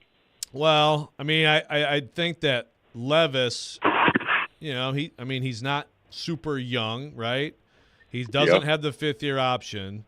So although I'm not worried about the fifth-year option aspect of this year, I mean, I agree with you this year. I feel like if he's not pushing or really making the Titans feel like he should be on the field next year, when is he going to be ready? You know what I mean? I feel like this year you're going to have some lumps still in your first year as a starter probably, but I think it'd be troubling if he's not ready. But to your point on Tannehill next year, the reason you do that is because Tannehill's so good that you'd be crazy to move on from him. I mean, that's the only reason that I would do it. Is like Tannehill was so good this year. The Titans were so good this year with Tannehill. Then you got to run it back one more time. And if you add a couple pieces, you got cap space in the offseason, et cetera, then maybe you actually have it. And Henry's still good. Like, there's so many factors to it. But I would not do it for the idea of just to have Levis have another year. Like, Levis should be ready next year, or else you probably made a bad pick there. Yeah. Well, hey, Robbie, what do you think about that? You think I'm off on that, or what would you do? Would you do what Joe says they should do with him, go on and play him next year, or what? I think he needs to be ready to play next year. I mean, it's not like teams haven't done this before. I mean, we brought up the Packers example last week, right, of Rodgers set for 3 years, Love set for 3 years, and we'll see. So It's not like, you just can't do it. Now, the difference is both those guys are first-round picks. Levis is a second-round pick. He got one less year of evaluation on him. So, like, if Tannehill comes out there and just lights it up this year, then I think we've got a conversation. If he doesn't, and Tannehill, let's say he's good, and the Titans are 9-8, and they either squeak in the playoffs or they barely miss the playoffs, and that's pretty much all she wrote after that, I think you're going to see, and I think you probably should see, Will Levis as a starter in 2024. Indy Ben says you won't. They're allergic to rebuilding. Yeah, but I agree. I think you will. Yeah, well, hey, Joe, Wednesday's a big day. I always call to do the motivation thing with you. Joe, I'm going to motivate you this Wednesday, man. Joe, you might get mad at me for the way I'm going to come in with this motivation. You might get mad at me, Joe, but I'm gonna be calling you, and I got to get you going, Joe. I mean, I really do. You have got to get going and run off some victories. You got to. Don't worry about making me mad. I always respond better to tough coaches, man. That's right. Tough coaching works. That's right. Oh, okay then. Tough love. Hey, man, y'all have a good day. We'll finish getting this oil change done, and I'll be talking to y'all. Mark, thanks for the call, buddy. Appreciate it. All right. We'll see y'all later. Live from the oil change. Yeah. Mark, multitasking. I like it. I like that, too. I'm ready for some motivation. Well, Jared's won one in a row, right? He hasn't won two in a row. It's he? one. Yeah, it's one. Jared's He's going on to a get streak. one every once in a while. He's going to make Jared feel better about himself. Right.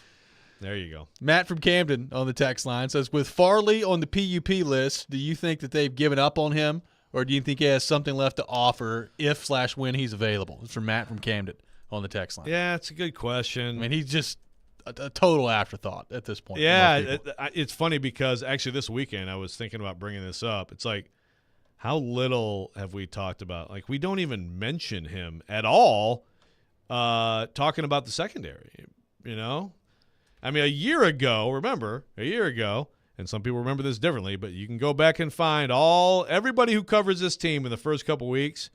There was a lot written about Caleb Farley, a lot of discussion about him with other people, a lot of discussion with him after practices. It was, okay, Caleb Farley, proven that he's an NFL starting caliber cornerback, and we know how it worked out at this point. So let's see, what's the dead money? I mean, at this point, he's going to be on the team this year. I think for him, you are trying to stay in this league with all that you've got. You're trying to stay in the league, and he's had such injuries and such serious injuries.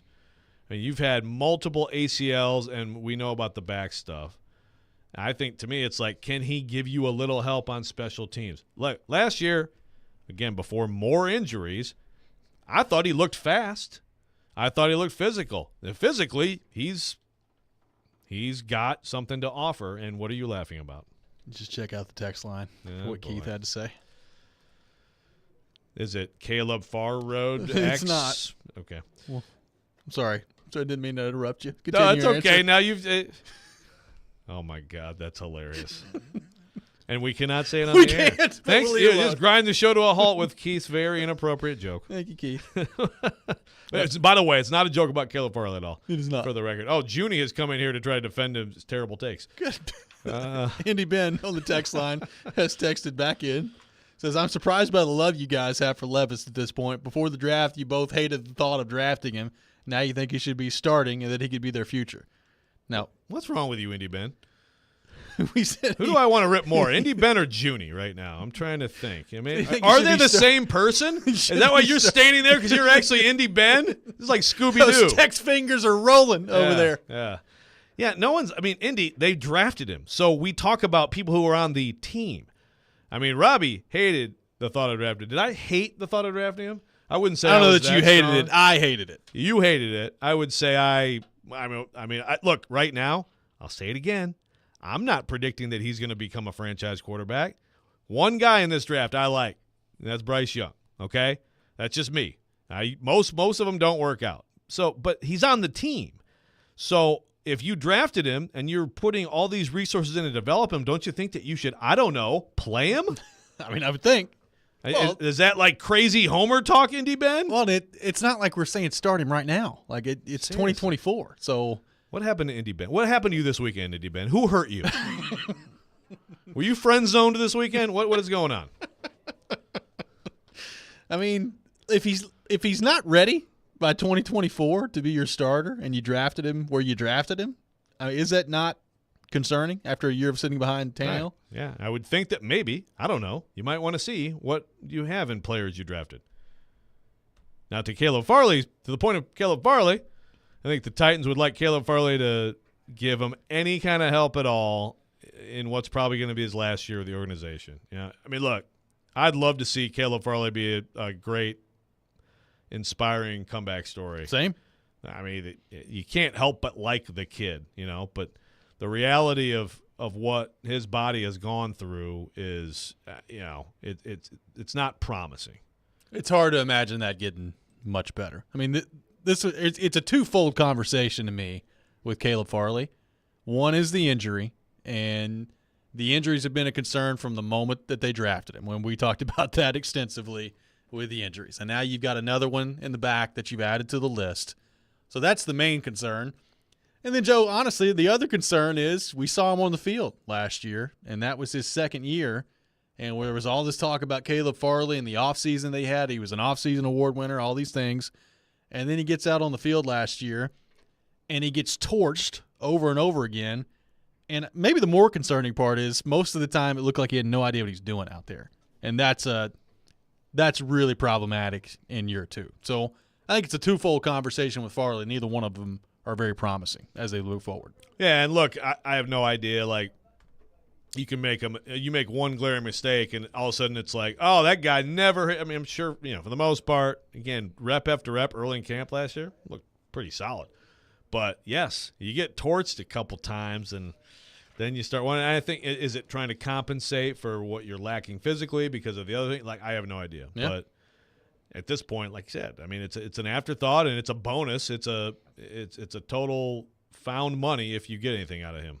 Take more of your thoughts on the Titans, 615-737-1025. Our phone number, 615-737-1025. Titans opening up training camp later this week. More of your thoughts to get to on our text line. The game summer ticket tour is headed to Homegrown Tap Room in Kitchen, located at 2720 Old Lebanon Road this Friday afternoon from 2 to 6. Come eat, drink, hang, and leave with a pair of free Sounds, Preds, Big Machine Music City Grand Prix, or concert tickets. Also get signed up for the grand prize, which is Titans tickets, Preds tickets in the 501 Club, and a 2-night stay at Opryland Hotel with access to sound waves. Black Tie Moving delivers the game summer ticket tour. For more details, visit thegamenashville.com/tour. This is Robbie and Rex Road, 102.5, 106.3, The Game. It's going down. It's going down. It's going down. They fight. Jared, you're how do you know, Joe? How do you know? And fight. And because of that, but how do you know that, though? But how do you know that? But that's okay. It's Jared and Joe. Every Wednesday at 5 p.m., Jared Stillman and Joe Rexroad debate the big topics in sports. Jared versus Joe, presented by Pella Windows and Doors and Parman Tractor and Equipment on Stillman and Company. Wednesdays at 5 on 102.5 and 106.3, The Game. All right, folks, Joe Rexroad here talking PhD weight loss. It's been a very successful program for me personally. 38 pounds, goal 31 down. Loving the food items they provide, and up to 85%, by the way. No pills, gimmicks, any other suppressants, no cravings, no problem. It feels good. It feels sustainable. And that's obviously a big thing, right? For programs like this, there are programs in which you can lose weight, but can you get past the plateau? Can you keep it off? This is a plateau busting program. This is constant care. This is designed for you. This is tweaked for you as you go with my coach, Rachel, who has been very helpful. And it really has kind of not just coached and motivated me, but has kind of taught me of what the process is and what is happening to your body. It's simple and easy. Like I said, you have those weekly phone discussions. It's fun. And there's a guarantee. If you don't get within 5 pounds of that target weight at the end of your program, PhD will continue to coach you for free until you do. Join me now. You won't regret it. Visit myphdweightloss.com. Hey, Goodlettsville, get ready because your new favorite pizza spot just opened off Long Hollow Pike. It's Haley, and Calabria Brick Oven Pizzeria has been a Mount Juliet staple for 7 years, but they're spreading the love to Goodlettsville, and it's the most delicious pizza I've ever had. And once you've had it once, you'll want to keep going back. I speak from experience. It's made with love, and it's very different from your average fast food pizza. It's not greasy. It's not too much. Calabria is authentic, scratch-made, hot and crispy, and I haven't had any other pizza like it. Calabria has a great variety too. They have salads, appetizers, calzones, desserts, and a full bar in their restaurants too, complete with an impressive list of handcrafted cocktails. For a date night, a family gathering, a night out with your friends, I would recommend Calabria anytime, no matter what the occasion is. I could go for an Italian meat lover's pizza with a glass of Merlot just about any time. And if that's what I'm craving, then it's Calabria every time. Life's too short to eat bad pizza, so come join the family at Calabria Brick Oven Pizzeria with 2 locations in Mount Juliet and now open in Goodlettsville. Hey, it's Jared. Want to tell you about Hiller Plumbing, Heating, Cooling, and Electrical. Hiller is keeping you chilling all summer with special deals to keep you relaxed and happy this summer. Tackle those necessary home system replacements this month to take advantage of these special deals. When you purchase a select new HVAC system, you'll get 2 Yeti Trailhead camping chairs, a Yeti Panga 28L waterproof backpack, a Yeti Tundra 75, and 2 Yeti tumblers for free. And get special freebies on Yeti products with every new whole home generator or tankless water heater purchase. That's Hiller Plumbing, Heating, Cooling, and Electrical. Tennessee's tax-free holiday is here. Head to Electronic Express this weekend for great deals on back-to-school essentials, like an HP Ryzen 3 laptop, only $399, or an LG touchscreen laptop, just $749. Electronic Express has laptops, tablets, printers, and more, all tax-free, Friday through Sunday. Don't miss an Apple iMac computer for only $549, or a Samsung tablet, just $119. Shop in-store or online with up to 60-month special financing. Electronic Express. We make it happen. Nashville is growing, but we remember our roots here. The fairgrounds, my family and I have so many memories there. It is full of history, it is full of culture, and it is full of Nashville. There are some folks who want to tear down our historic fairground speedway. When you do that, you lose part of your story. Don't tear it down, make it better. I'm not necessarily a racing fan, but it's a part of the fabric of the neighborhood. When you lose something, guess what? It doesn't come back. Don't take away my history. Let's make sure we don't lose another piece of what makes our city so special. The team at Mercedes-Benz of Music City have done it again. Here's Edwin Vickery to explain. 4-time recipient of Best of the Best. Less than 10% of the dealers in the country receive this award. How did you do it? We say culture, eat strategy for lunch, because we can strategize all we want. But unless you have the right culture and chemistry in the dealership, it will not work. Live the dream at Mercedes-Benz of Music City, mbofmc.com. The Vanderbilt Commodores are ready for year 3 under head coach Clark Lee. As we stand now in front of a clean sheet. Our goal is postseason play. And we are your home for all of the action. Touchdown, Vandy. The doors on the board. Vandy, 24-21, your final. Vanderbilt football lives on 102.5 and 106.3 The Game and the Game Nashville app. You're locked into Robbie and Rex Road. Every morning, first thing. Presented by TJ Anderson Homes of Benchmark Realty on 102.5 and 106.3 The Game and the Game Nashville app. Welcome back in, Robbie and Rex Road, 102.5, 106.3 The Game. Robbie Stanley alongside Joe Rex Road. Nick Keyser here with you on this Monday morning as ESPN is flashing up their daily New York Jets propaganda. Fawning all over the Jets. Good God. That Garrett Wilson TD was pretty sweet, though. You know, I don't really have any ill will or bad feelings toward Aaron Rodgers. Like, it was time to move on. But I am finding myself with each passing day hoping that they really suck this year. Yeah. Just based on the talk around it. I Good can Lord. see that. Maybe I'll have to root for them to win it all. We can have a little fight. So, Junie, you're just sitting there. Do you want to defend yourself, or are you just going to sit there and like stare at us? I mean, come on, man. What's your take? What's your latest take about Will Levis starting with the Titans? Being invited, but you did ask me to explain myself, and I clearly said a month ago when I came out and said this that if they go out and get DeAndre Hopkins and they make that addition to their roster, that to me that felt like a go for it move to where they were kind of in purgatory area, where I didn't know if they were necessarily going for it or not. With that addition to the roster, I felt like they needed to keep Tannehill in the mix. The whole Levis thing was, I didn't think this team was going anywhere.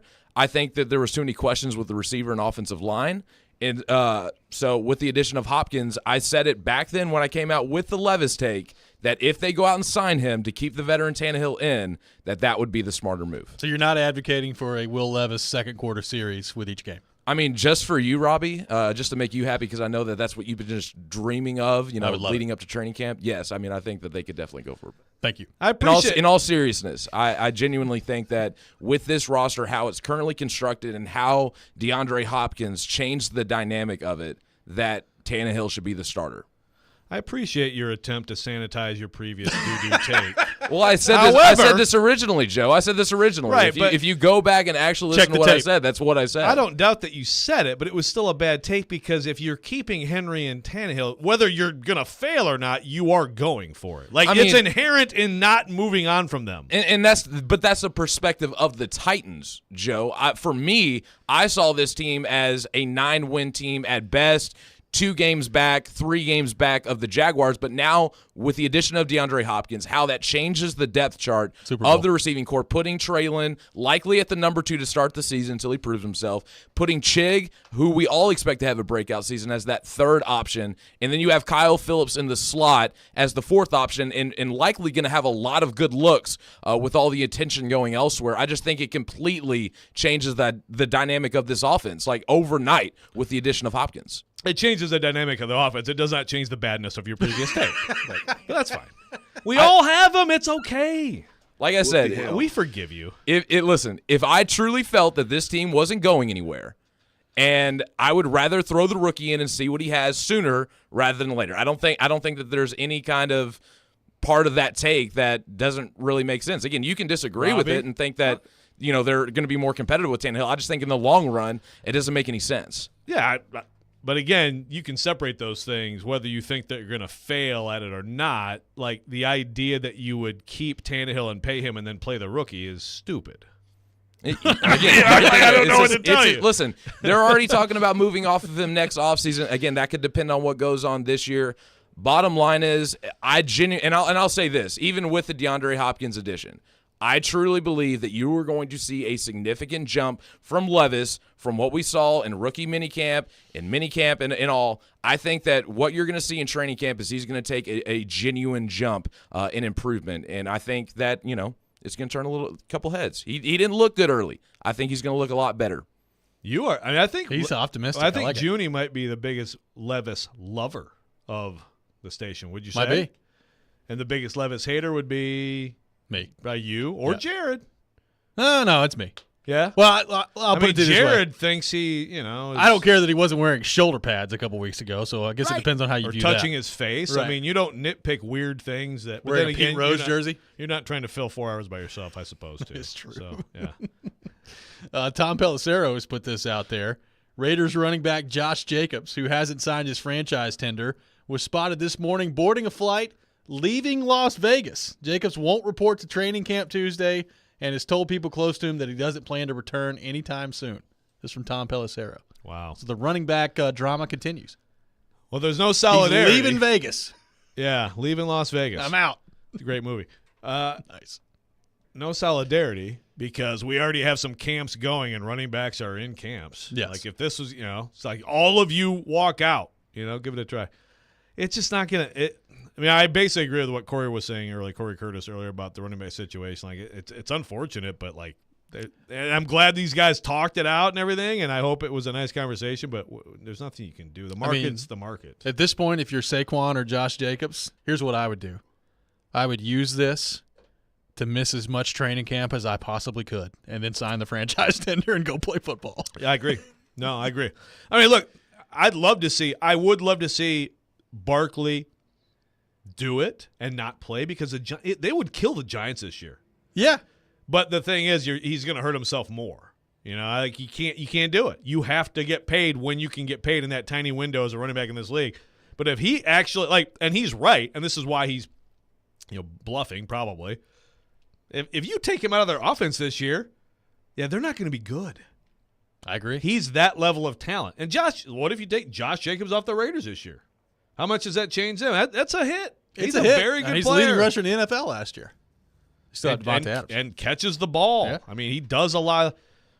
But it's the same thing. It's like that's all true and it's fair and I understand your perspective, but also you just can't cost yourself that money. Just hang out for the next couple weeks. Yeah. Don't go to training camp and then be like, all right, I think I'm going to sign this franchise tag. I'd let it drag all the way into like 2 days before the game. Yeah. Don't even practice game week. Yeah.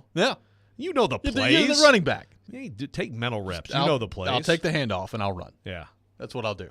Yeah. I think that would be the way I would do it. It's a good point. At least use it for that. I'm really interested. We talked about Nyheim Hines earlier, so if you missed it, he had a off-site knee injury. He's out the whole season, according to Tom Pelissero this morning. So we talk about training camp rolls around and there are injuries that happen all the time. This one wasn't even a camp. He just gets hurt off the site. So the injuries have started in the NFL. That's brutal. And actually, I mean, Hines is one of those. He was such a fun player to watch in Indy. Yeah. I actually was looking forward to seeing him this year. And, it's too bad. Running backs. Bad run for running backs. No question about it. Training camp opening up later this week for the Titans on the field on Wednesday. They got press conferences tomorrow. So football season is upon us. Looking forward to that. That does it for us today on Robbie and Rex Road. The Chase McCabe Show is up next. You're listening to 102.5, 106.3 The Game. Every day we are live and local. You need to give Ryan Tannehill a 2-year extension. There haven't been too many coaching changes for the Predators. And your